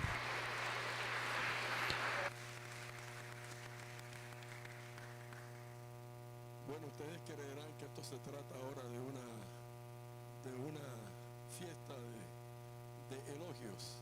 Bueno, no, no es eso. Yo le agradezco muchísimo al capitán I lo que acaba de decir, thank pero the lo que captain tengo que for decir, all this eh, praising, decidimos but I must also say when we decided to create this international uh, uh, courses on Caribbean affairs, you were here, Mr. Sabonge, you were there, es muy interesante esto que les voy a decir. Cuando but empezamos estos seminarios, necesitábamos interestingly, when aliados. we started the seminars, we needed allies, of course. University of Cartagena Hace lo suyo porque tiene su does voluntad, its thing, pero nosotros no tenemos but we don't have grandes capacidades a económicas. huge Lo que sea que vaya economic capacity. So siempre the ally we have had along these 30 years puertos de has Cartagena been ha sido the Cartagena port. el capitán So Salas. it's been Captain Salas himself. ¿Qué pasa? Que en And Colombia this ocurre is, esto this weird things that happen in Colombia. sin el ánimo de criticar a nadie. Uh, uh, no offense, El capitán but Salas Captain es de Huila. Salas is from Huila, Huila no hay mar, and Huila doesn't have pero uh, he conocido pocas personas en mi vida a coastline, but I've met these people in my life that are so passionate about the ocean, about the sea, about the Caribbean, and they're so just have this clear thinking that the future de la ciudad. of the city is in the past Ciudad of the city. Let me cuya clarify that. grandeza This is a city whose portó greatness en el futuro was será being a port, and whose inevitablemente future tendrá inevitably is going to be also capacidades around its capacity de funcionar como un puerto estratégico. of operating as a strategic port. So, Captain, thank you. Por el apoyo Not only for the support sino you el have apoyo que given us, but la for the universidad support that you have en esto y en otras cosas given the university in this front and in many other fronts in these last 30 years. I want to thank the Chancellor of the university who has been apoyando todas estas cosas, standing impulsándolas up, y con la supporting all convicción these initiatives, and with the de conviction que that the University of Cartagena, and that's where we're heading, has un gran to centro become a big internacional international de estudios del hub Caribe. Esa es su for principal Caribbean studies. vocación That is its y esa es la main vocación de esta ciudad. intention, Y and para that is allá the tradition of this vamos y así city, and es that's where we are nuestra heading. And propuesta, this is nuestro propósito our proposal. That's del our señor capitán goal, Salas. and that's the objective of Agradecerle the chancellor of la the university. I felicitación want to que thank all the nosotros speakers that de verdad. have shared with us. Yo creo que ha sido un seminario excepcional. It has been Agradecerle en an particular exceptional seminar. I want to thank al profesor specifically secretario de la Mr. asociación. Rodolfo Sabonge, Secretary of the Association. Cuando Uh, él me comentó que estaban haciendo las conmemoraciones, and when he yo le told me dije about this amigablemente, idea, I si la asociación se shyly reúne told aquí, them, well, if the association que was vamos a created in Cartagena, let's celebrate in Cartagena. And then he con gran thought entusiasmo, enthusiastically valía la pena hacerlo that it was y dio worth todo su empeño organizing en que it, esta and then he conmemoración se hiciera. El did Ministerio de Relaciones all his Exteriores, best a su for this to happen. The representante, la Minister embajadora of Margarita Foreign Manjarres, Affairs and Margarita Manjarres, todo el apoyo who has para lo que viene, also provided their support for this event, estos expertos and also que all en este the día y medio nos han enseñado experts that have taught us todos a big nosotros deal sobre everyone here has benefited from the knowledge on the complexities of the Caribbean. The audience present here, who generously share their time, and without you, no seminar could happen because we would be just talking to the walls, and it wouldn't make any sense. So thank you for being here. I want, before getting to my reflections around the ACS and its 30th anniversary and all the Caribbean region, I must say that as a historian, I don't have slides and statistics and numbers. I use a microphone. I speak through a microphone and share my historical reflections, but I'll talk about the present too. But I want to talk about this two or three um, funny things that we sometimes forget. But the first one is that we hardly think that or remember that there was a relationship between the Caribbean peoples that was closer in the 17th and 18th century and the first half of the 19th than in present days. That is the first big paradox. I'm not talking about government, I'm talking about the people and the peoples. Because up until the first half of the 20th century, what was transpiring is that we communicated constantly through the sea. Not only trade and cargo, but also human beings, the people. If we wanted to leave Colombia and go somewhere, we needed to sail the Caribbean, and we needed to make stops in the Caribbean Sea, and we had this familiarity with the rest of the Caribbean. The first important novels and writings and important studies were published in Jamaica. They were not published here. So the first Amazon uh, people was from Jamaica. Where did they uh, where did they go when they wanted to flee the country? They went to Jamaica. Jamaica was sort of an extension or extended arm of our country. We had a very close relationship with Jamaica for you to see that it was very easy to go there. If we just walked straight, we reached Jamaica. It is right in front. A few people know that. In the 18th century, all trade, even in the 17th century, the trade between Cuba and Cartagena was the most important trade of Jamaica. Everything, of course, uh, away from empires, that was called the illegal trade, which was more legal and normal than the regular trade. We were the most important partner for Jamaica, and we were also the main partner of for many of the islands. But moving in this same direction, few people know that know where the arms of the regional armies came. In 1821, during the the general that fought Padilla, General Montilla, was sent by Bolivar to the Caribbean islands because he spoke English and French to negotiate the purchase of arms and weapons. And from there is St. Thomas, almost all uh, armament came for the Patriot army. I don't know how long uh, could the independence of Colombia take if it wasn't for Haiti, poor Haiti, with these very poor conditions today, and they, of course, need the solidarity of all the Latin countries. We have to take a close look on what Petion did with Bolivar.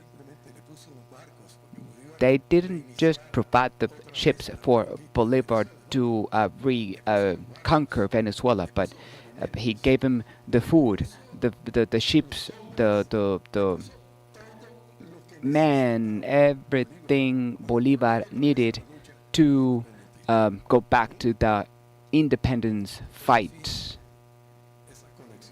So look at those extraordinary historical connections we had in the Caribbean.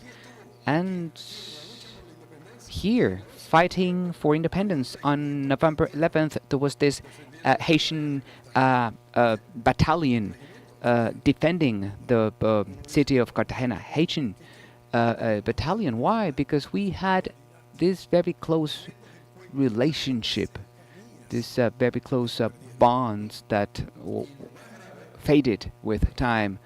But the worse, well, we like to talk about cooperation among governments, but this is my first reflection. There is no successful cooperation if it's not built through the peoples. If peoples continue to overlook one another, we have an unsurmountable obstacle to build cooperation. And let me explain, based on my experience in the ACS, and I think it's the case of all Secretary Generals at the association. The other piece of information that I want to share, and I believe that we have forgotten, and there's someone here who knows this very well because, well, Maria Teresa Ripoll, and it might sound far-fetched, but in 1940, the trade, not of the Colombian Caribbean, but the Colombian trade was in the hands of the Caribbean peoples. Listen to that. In the hands of the Caribbean peoples, there were huge traders such as Francisco de Martin. There were very influential traders, Marcelino Núñez, one of the most important importers of in Colombia. You know why that ended? Well, there are many reasons, but one of them is that it turns out, I didn't look that up, but I read it from Ospina Vasquez, Coal Protection and Industry in Colombia, and he just write 2 paragraphs, and he wrote that flourishing trade that was in the hands of the Caribbean people, he said, ended for the same reason that the shipping fleet that was being built or developed since the independence times. Why did it end? Because from Bogota, the direct trade with Europe and the US had to be favored. And to favor direct trade with Europe and the US, they started to use to employ a fiscal policy to protect the shipping with US and European vessels, so, in order to erect a barrier or an obstacle for the vessels that navigated in the Caribbean, until they had to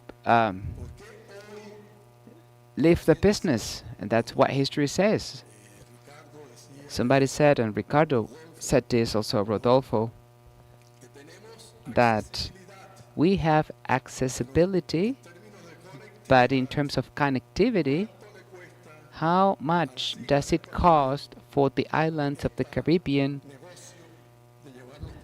to trade products with Colombia? And in addition to that, Rodolfo also said this. What we're going to have to do is to install the industries and factories here in the region, but we've been saying that since the 19th century. Something that may sound so obvious, something we've been saying since the 19th century, but it hasn't happened, it is not happening, and it will not happen, in my personal opinion, unless there are profound changes in policies. Because all this, at the end of the day, is an issue of relationships of power. Everything experts say and all these beautiful ideas they bring go through a filter, and that filter is the relations of power. Unfortunately, but the first half of the 19th century, the Colombian Caribbean coast hasn't had the power to make that those national decisions, and that is the big problem we have.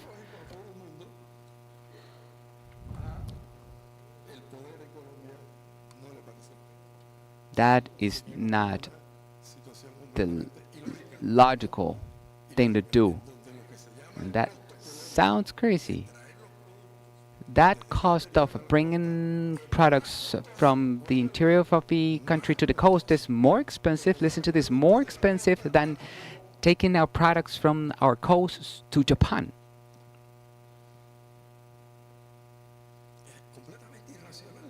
That is totally irrational. But that's how we have evolved in Colombia. Uh, Now switching from history to ACS, I'll talk about the ACS.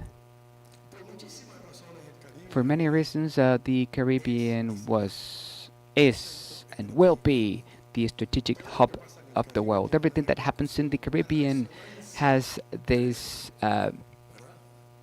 impact, is resonance everywhere else, since it's wars and revolutions and economic transformations. It's got a huge impact in the rest of the world. Interestingly,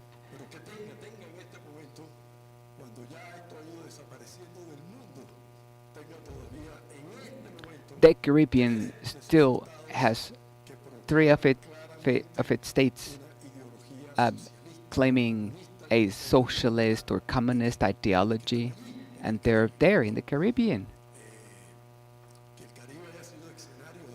That the Caribbean was the stage of modern revolutions. The Caribbean has always been in the center of history, not of Latin American history, but the world's history. That's something that you have to bear in mind. But at the end of the day, there is this imperative, and it is that almost all the islands in the Caribbean and a good part of the continental land is living more and more of tourism. And that's funny. We don't leave off strategic advantages of maritime trade, but we found this other niche, which is tourism. And tourism forces the Caribbean to sell this paradise image of the Caribbean, and with that, we are minimizing and overlooking strategies and difficulties and problems in the Caribbean, because the paradise image is the one that sells out to the world, and over that paradise image the world has created this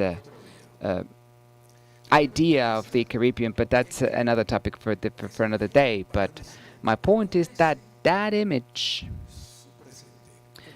darkens its present, and it darkens a fundamental fact that uh, the Caribbean is today one of the most vulnerable geographies,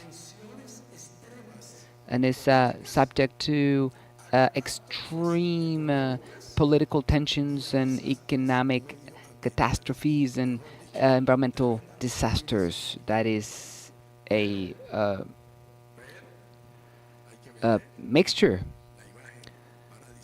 um, that can be very negative, but we still want to sell this paradisiacal image to the world. We could then try to leave behind, for the moment, that paradisiacal image and fix our eyes to in the most recent part of a history, which is linked to this new geopolitical concept of the Great Caribbean. Now, saying the Great Caribbean, the Grand Caribbean, is everything that has a coast to the Caribbean Sea. So that includes Central America, that includes Colombia and Venezuela, etc. You've heard that already. But it includes also El Salvador, who has no coasts on the Caribbean, and El Salvador is there because they belong to the Central American region.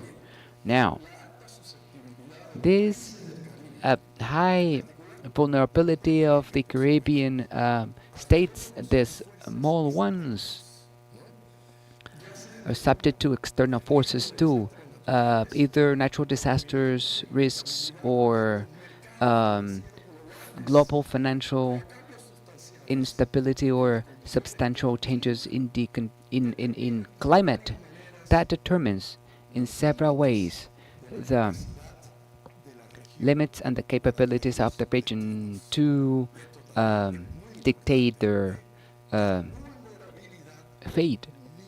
So that vulnerability also hinders the capacity of a region to plan, to develop its own history.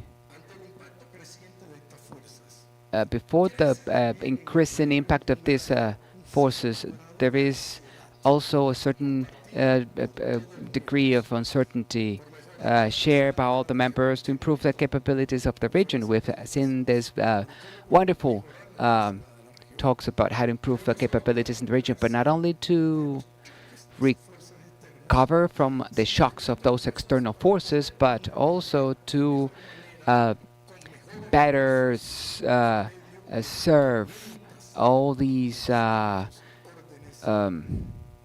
storms with better resources.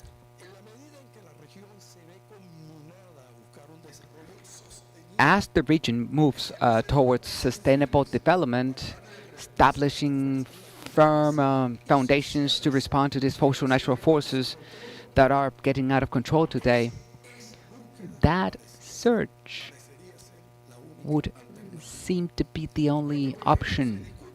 When we discuss, scholars, government, business leaders talk about climate change, they easily overlook that the capacity to increase negative impact and the intensity of the external shocks on the region from climate change, of course, are in direct proportion with its very limited capacity of response, autonomy, and control. In other words, we must acknowledge that climate change and its consequences are not in the void. Its consequences are not the same, for example, in New York than in the small islands. And it all depends on a set of factors whose meaning has to do with the structural weakness of the islands, given the small size of their territories and populations, and the intense uneven geography they're located. So that huge structural weakness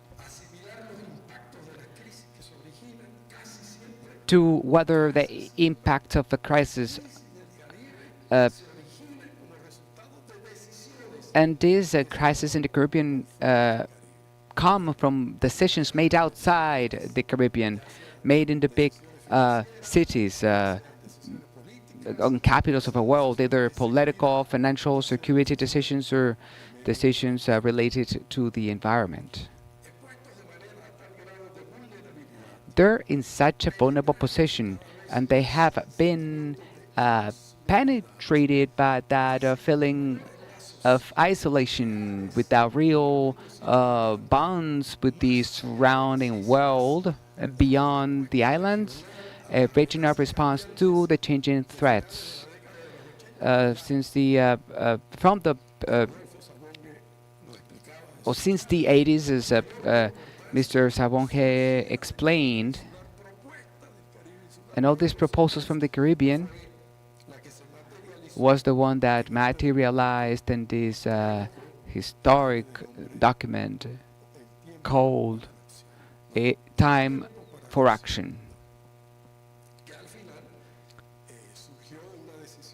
That came from a decision made in 1989, and that was then submitted to CARICOM in 1992 after dialogues and conversations and so on. Now, what did this report do? Or why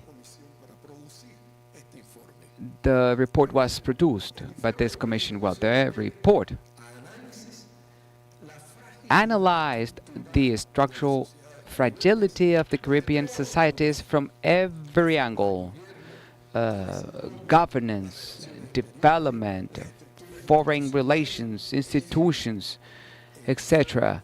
The report questioned the future itself of the Caribbean communities. Now, another interesting fact in this report is that it proposed two things, and none of the two, I dare to say, have been achieved.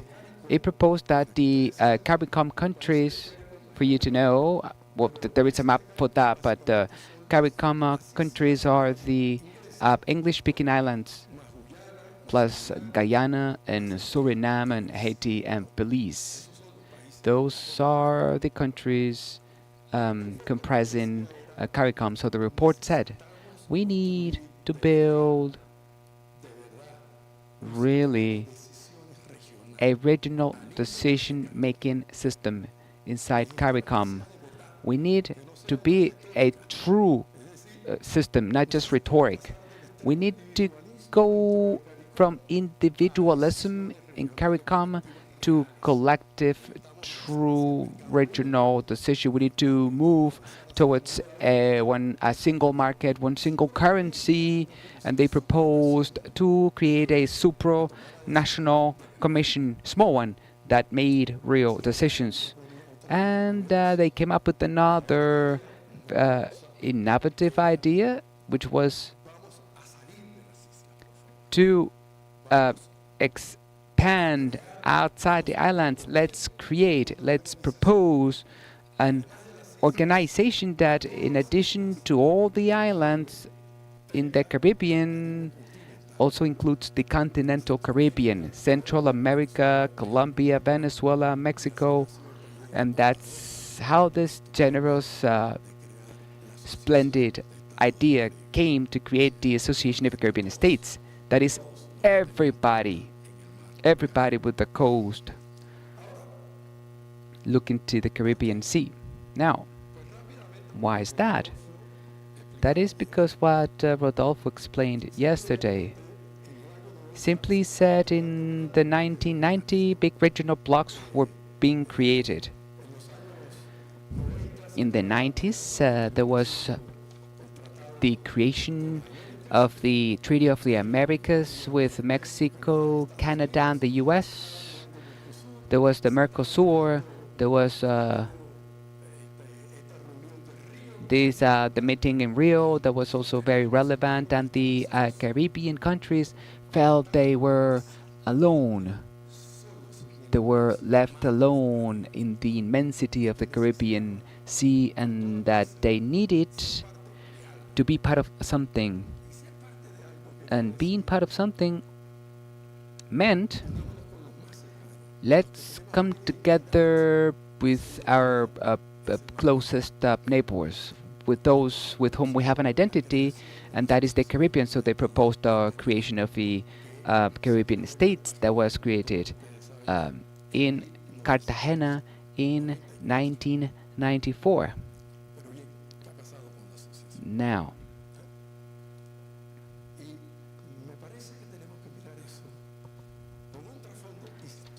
I think we have to take a look at that from a historical lens, but also based on being straightforward with those things that we must say to each other. I was secretary for many years, and I have married something that I did. I was at 3 summits. First in Haiti. That was the first time in history that a summit of states was organized in Haiti, something Haitians thanked against the will of many other countries, because many people thought that Haiti was not capable of organizing a summit. And they did it, and it was a wonderful event. I would dare to say that it's been one of the most important and significant summits organized in the region. And then Mexico. In Haiti, they said, let's celebrate the 20th anniversary of Mexico. That was Peña Nieto saying that. Let's organize another summit in Mexico next year. So we went to Mexico and we organized the second summit. In Haiti, there was 8 heads of state and all the foreign affairs ministers. Yesterday, we invited the president of Chile, the one that died in that accident, Piñera. At Mexico, there was 14 presidents and all the ministers of foreign affairs. And in the year 16, I proposed Cuba. I was already on my way out, and then I asked them to organize another summit in Cuba, and the Cubans said, "Let's go for it." And we had 22 presidents out of 25. We had 22 presidents attending, and all the ministers of foreign affairs. And we wrote a declaration. And look at this. Our problem, that declaration had to be published and had to be submitted to every person. It had to be published by all the media in every country in the Caribbean, because that declaration has 7 articles, 7 paragraphs that are aimed at the problem we have today, the problem of sustainability in the Caribbean and the impact of climate change. And in simple terms, what the declaration said is that this is our big problem.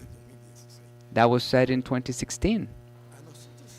But we forget that associations have to be made of people, that they're not just bureaucratic machines, that they're not just government officials meeting every now and then. But Rodolfo can say this. It is easy to say this, but it is difficult to do it. The only meeting that the ACS made or did for real with the civil society, the only one was the one that we had in 1996, where I attended.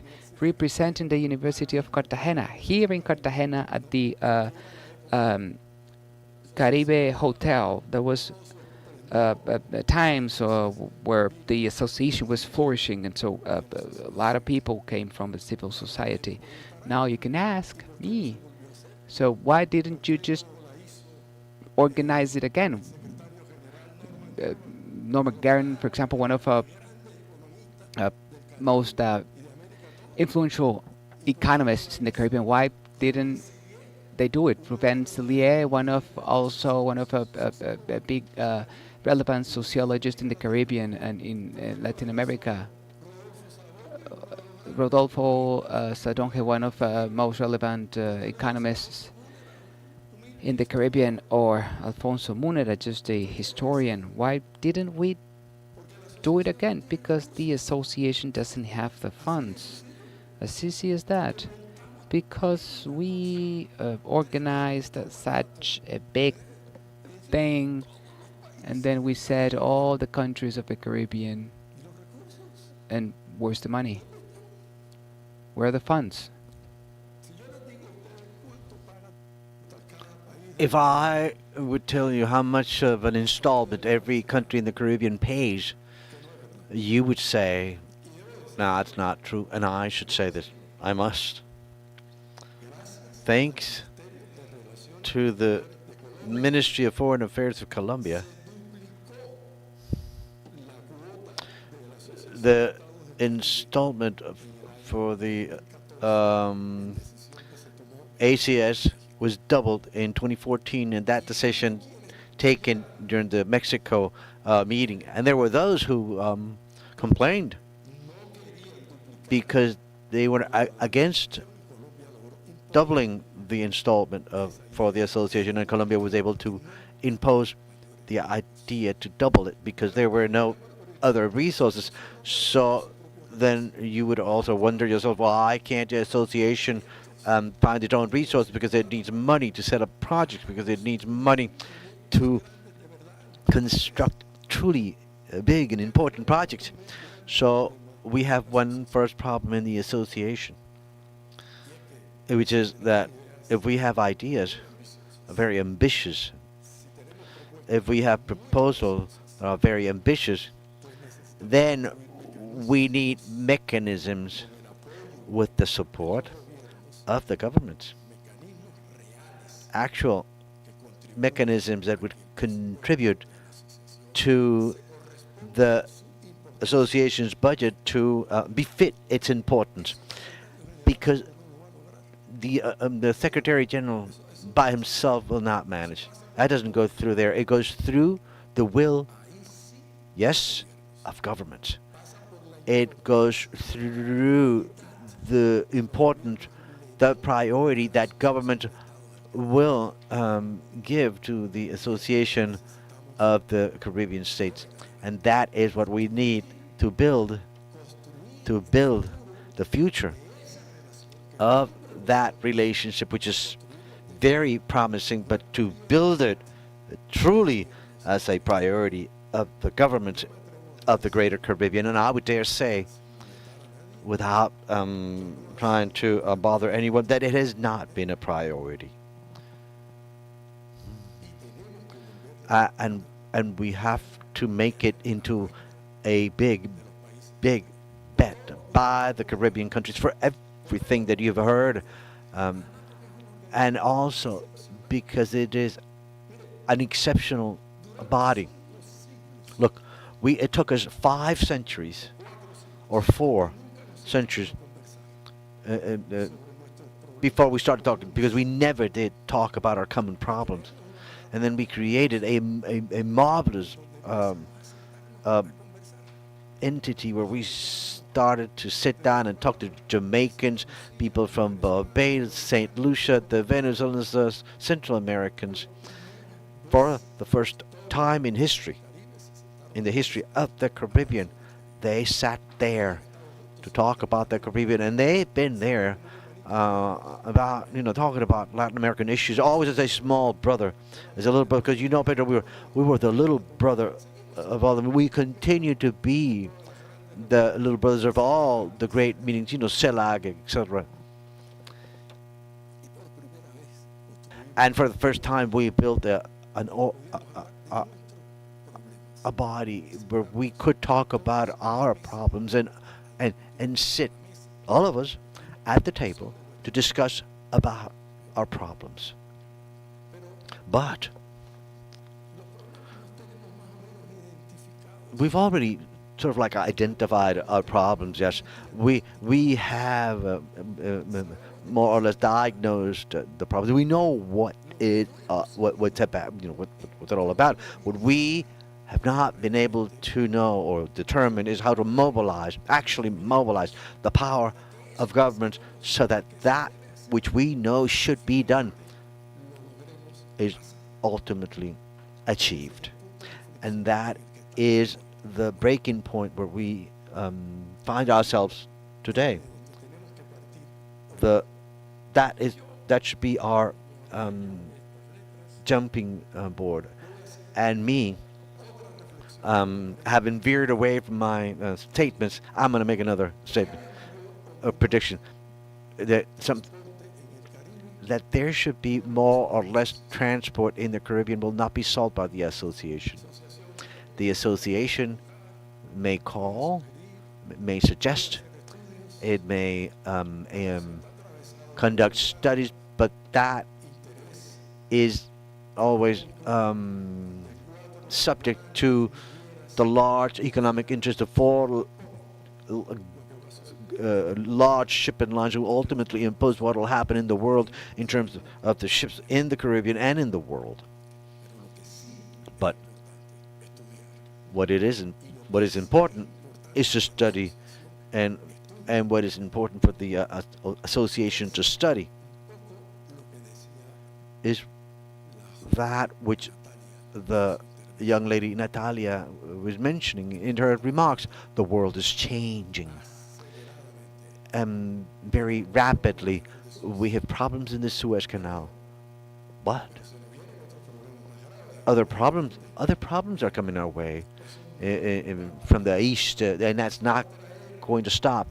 That will bring radical and deep changes in the uh, world's geopolitics and economic sphere. We have big problems.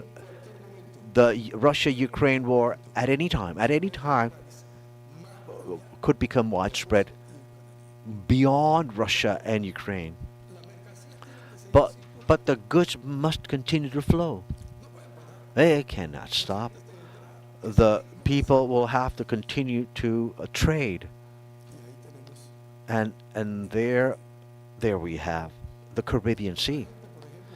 Very few people know. Very few people know that one of the most important premonitions by the United States when the United States turned into a great empire, or when it was into the making of it. There are two things. First,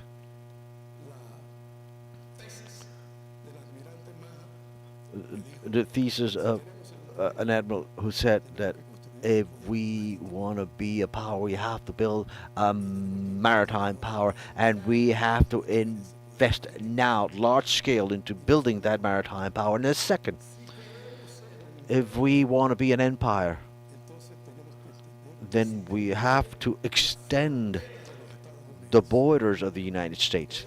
In other words, the United States no longer end in Florida. We have to dominate that strategic sea, because that is contingent on us being a great empire. So they take the Philippines, Cuba, Spain, Puerto Rico, and ultimately Panama. And I said something yesterday, Madam Ambassador, that I was going to give her a copy of a book that is a marvel written by no one else than Theodore Roosevelt, he who propitiated the secession of Panama, and they have it has a phrase which is like to put it up there and frame it. We're talking about the first years of the 20th century. It states the United States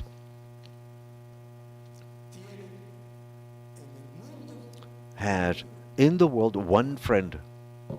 Who? The United States.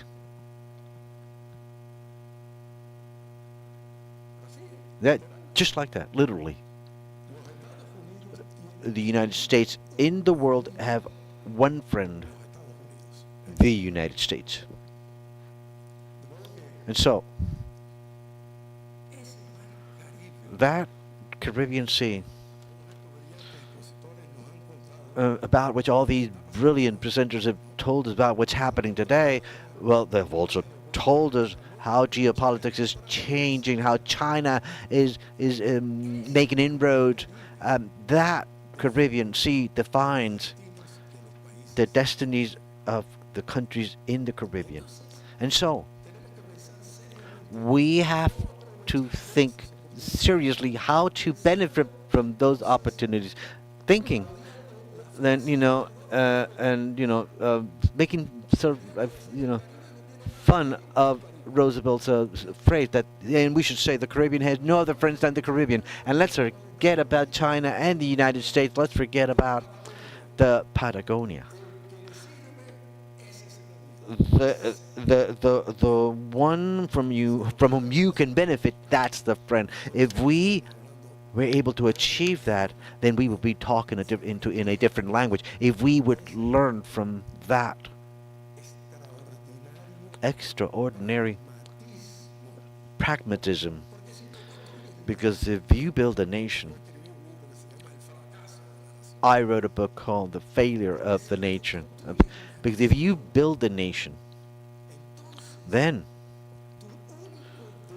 your only duty lies with that nation. Don't come and tell me anything else.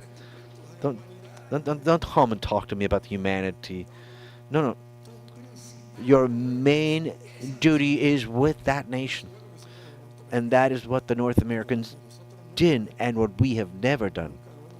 We have never thought it that way, because if we had, we would have the industries in the Caribbean coast and not in the interior in a sort of irrational development of the Colombian economy.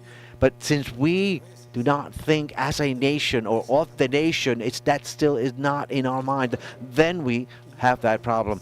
And to start closing, Amaranth is showing me a clock. Just to round things up, I'd like to say this. My personal experience in the Association of Caribbean States leads me to think, and also when I review the experiences of the rest of the secretaries, they've all been highly brilliant people, very knowledgeable of the Caribbean. It takes me to think, it leads me to think the following. I believe that the Caribbean, and Sergio Diaz Granado went over it, superficially yesterday. I believe that the Caribbean, that the Association of the Caribbean States has to focus its efforts evermore on the topic of mitigation of the climate change. Because, and believe what I say, what I am about to say, we can sit down and talk in the Caribbean about transport. We can sit down and talk about tourism, talk about trade in the Caribbean. And in the end, very few things will achieve. Why? Because there are asymmetries, there are incompatibilities, there are opposing interests, which I'll not mention now. But because of various reasons, that does not elicit a joint action by the Caribbean countries. Those talks, those conversations, and that's the reality that we have experienced all of the general secretaries of the Association of the Caribbean States. Small things we've managed to achieve. Small things. Because trade, by God, we cannot continue on that. The Association of the Caribbean States was born out of the romantic idea that we were going to create a one big market in the Caribbean. We were going to create free trade in the Caribbean. We were going to eliminate the tariff barriers. But the general secretaries quickly found out that that was not that easy. I just don't know how many meetings I held, or that doesn't work. Every time we talk about it, we reach a dead end, and we don't get to anywhere. It doesn't work. Tourism. We intended to create a zone of sustainable development of tourism. The countries approved it. It's been approved. The sustainable area for tourism to fulfill a series of criteria and develop sustainable tourism, but it doesn't work. And there, the declarations signed by Parliament, it doesn't work. Period. Because each country has ultimately made tourism its own source of a tool for life, and since it is that, then they do what they must. But in terms of the climate change impact,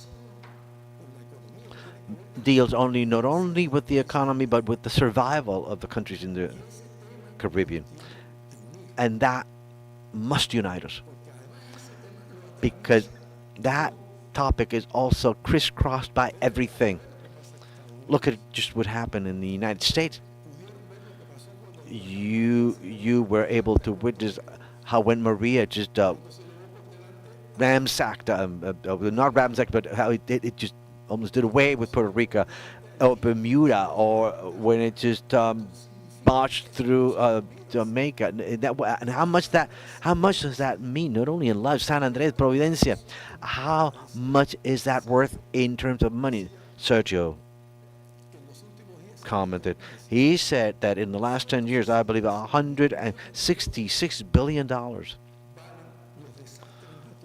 is what the natural disasters or the human disasters have been worth. In the Caribbean, we are talking about a lot of money. And I think that whether we want it or not, that is where we must center our efforts, because tourism, from which almost every island lives off of, and which we here in Cartagena are living off, also depends on whether or not we're able to come up with a joint strategy to deal with the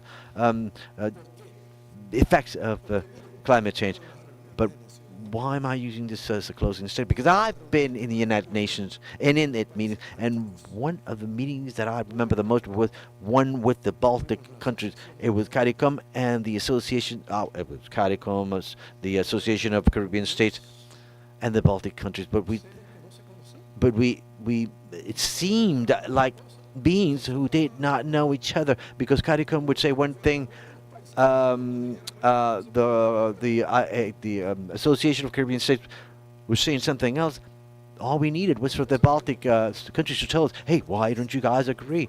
Do you know how much of an effort I made, my dear Rodolfo, to gather CARICOM and the Association of Caribbean States?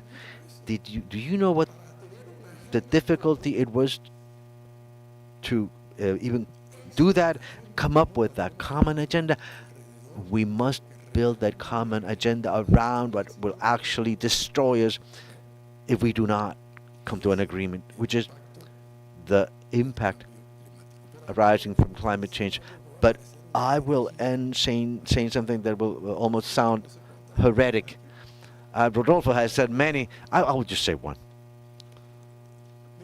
A heresy.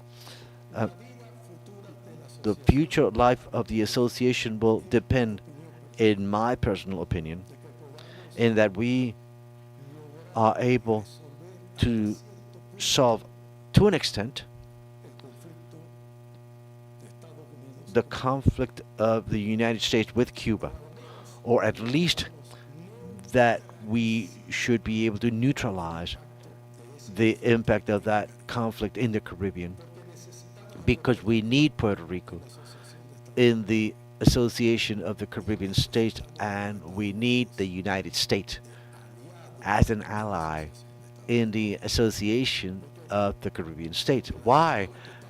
Because the zone that is suffering currently um, because of hurricanes in the United States is the zone of the United States Caribbean because that is still the Caribbean Sea.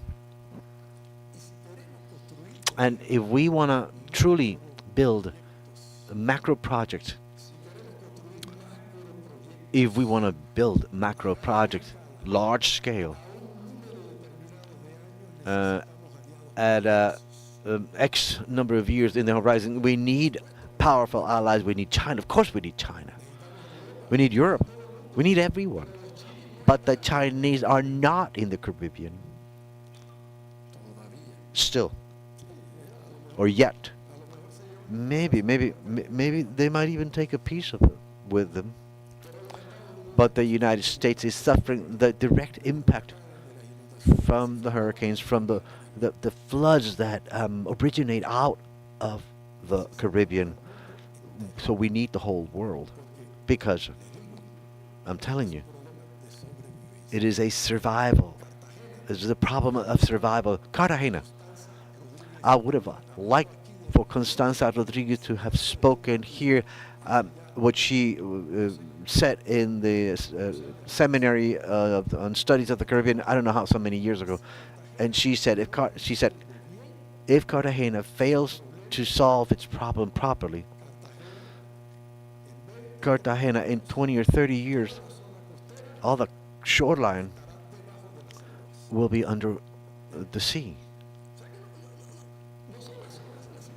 It's not the small islands, mind you. We are talking about a problem that involves us all, Colombia, Venezuela, Mexico. And I would like to leave you with this concern.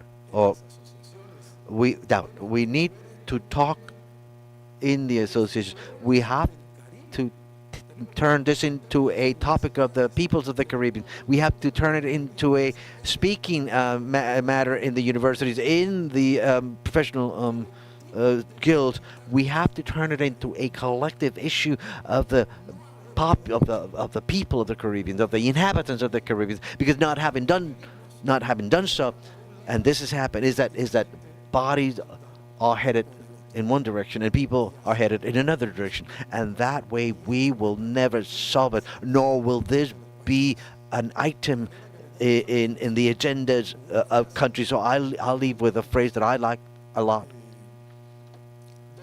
Well, two phrases from great thinkers of the Caribbean. One, a great phrase of that great poet and intellectual Jose Martin, a Cuban, who said either we unite in the Caribbean or we perish. He said that almost 150 years ago, either we unite or we perish. And that other great phrase of Eric Williams, the greatest of the economists in the Caribbean and probably one of the greatest economists of the world in the 20th century, he said, the fragmentation is the policy of empires, or fragmentation is the policy of empires. When he was talking about how the Caribbean was divided by empires, the fragmentation is the policy of empires, he said. Unity is the policy of independence and of sovereign nations in the Caribbean. Thank you very much.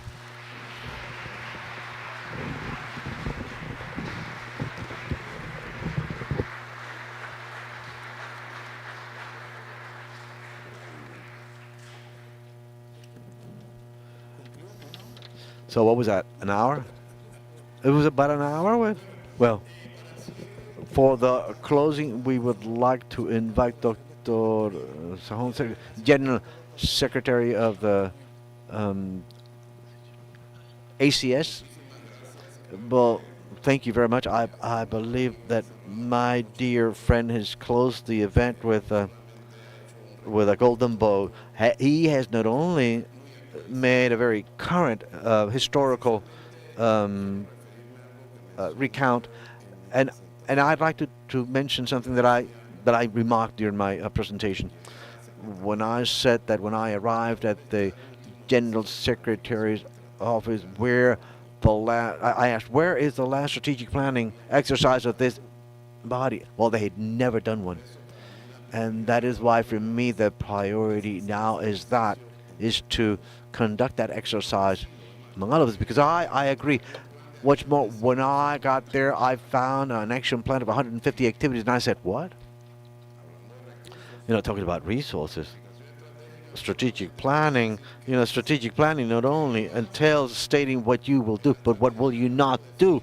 In the strategy, one decides what to do and what not to do, and where we focus, with the resources that we have, because he who bites too much chews very little. And I agree. Our goals should focus on that which he mentioned. But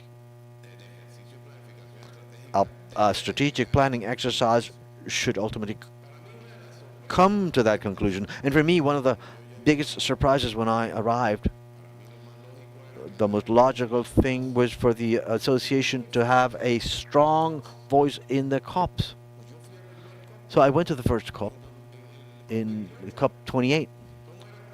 How was it possible that the ACS, if that was actually one of its objectives, to not participate with a stand of the entire Caribbean in the COPs because of a lack of resources? Oh, whatever. But during that COP, I traveled alone. I not even as a delegation, but I was invited to every stand where our countries were present.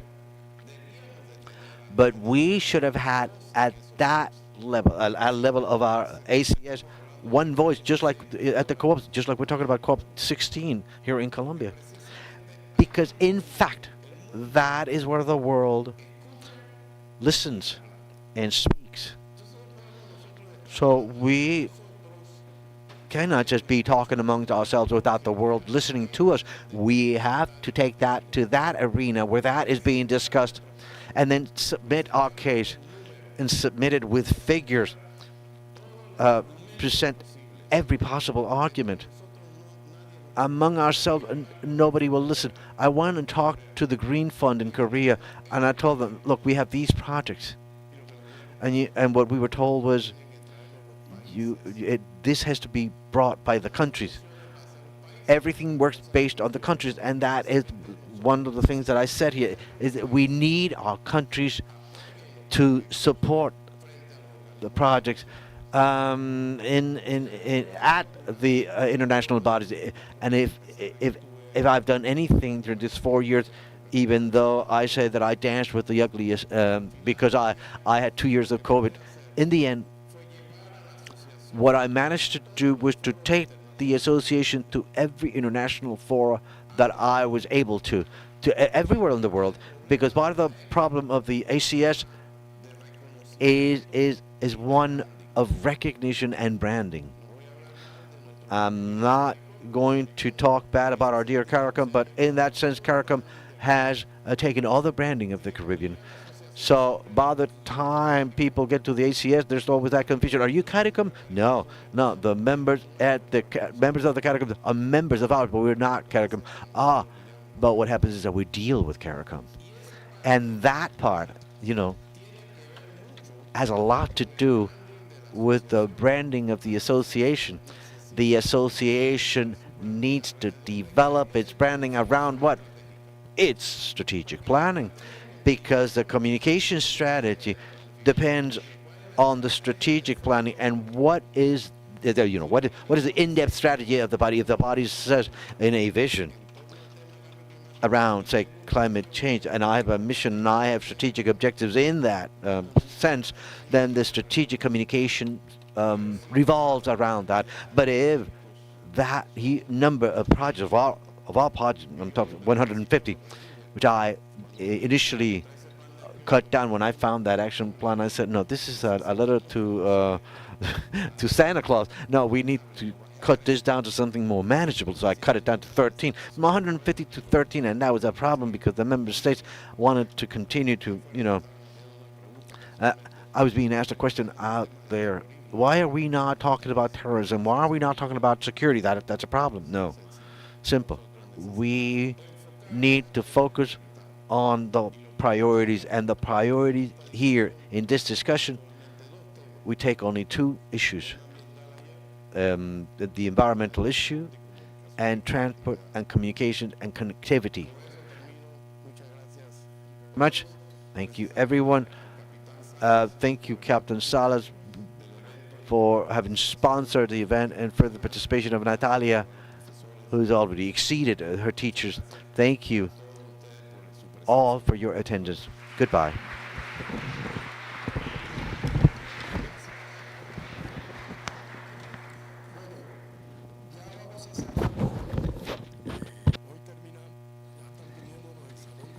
Okay, we're gonna have to leave the room now.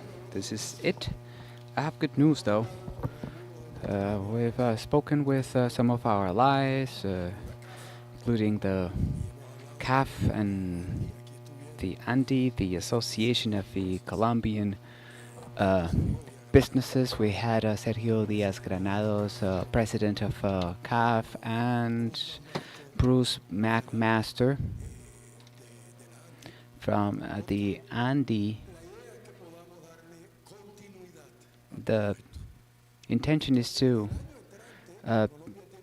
continue doing this, and next year Colombia has the presidency of the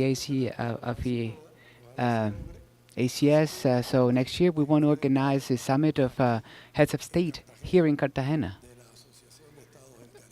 That is of the Association of Caribbean States, and we are planning, either way, with summit or no summit, we have to organize a meeting of foreign ministers.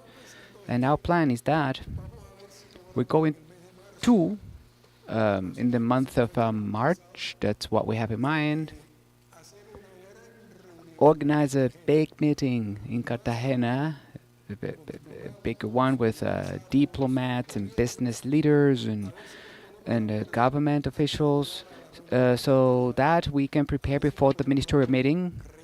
We should then agree on what we want to do and what we're going to be supporting. One or two things, that's it. So that when we get to the minister meeting or the president's meetings, we can then say this is what we're going to do. See if we can succeed. Because all the critics that you want to throw on the Association are real, but it is still what we are, what we do, what we have, and we have to strengthen it. That's a message. Especially after listening to these brilliant researchers who we thank immensely for coming from far, some of them, and for having shared with us. To the audience too, thank you very much, and I'll see you next year.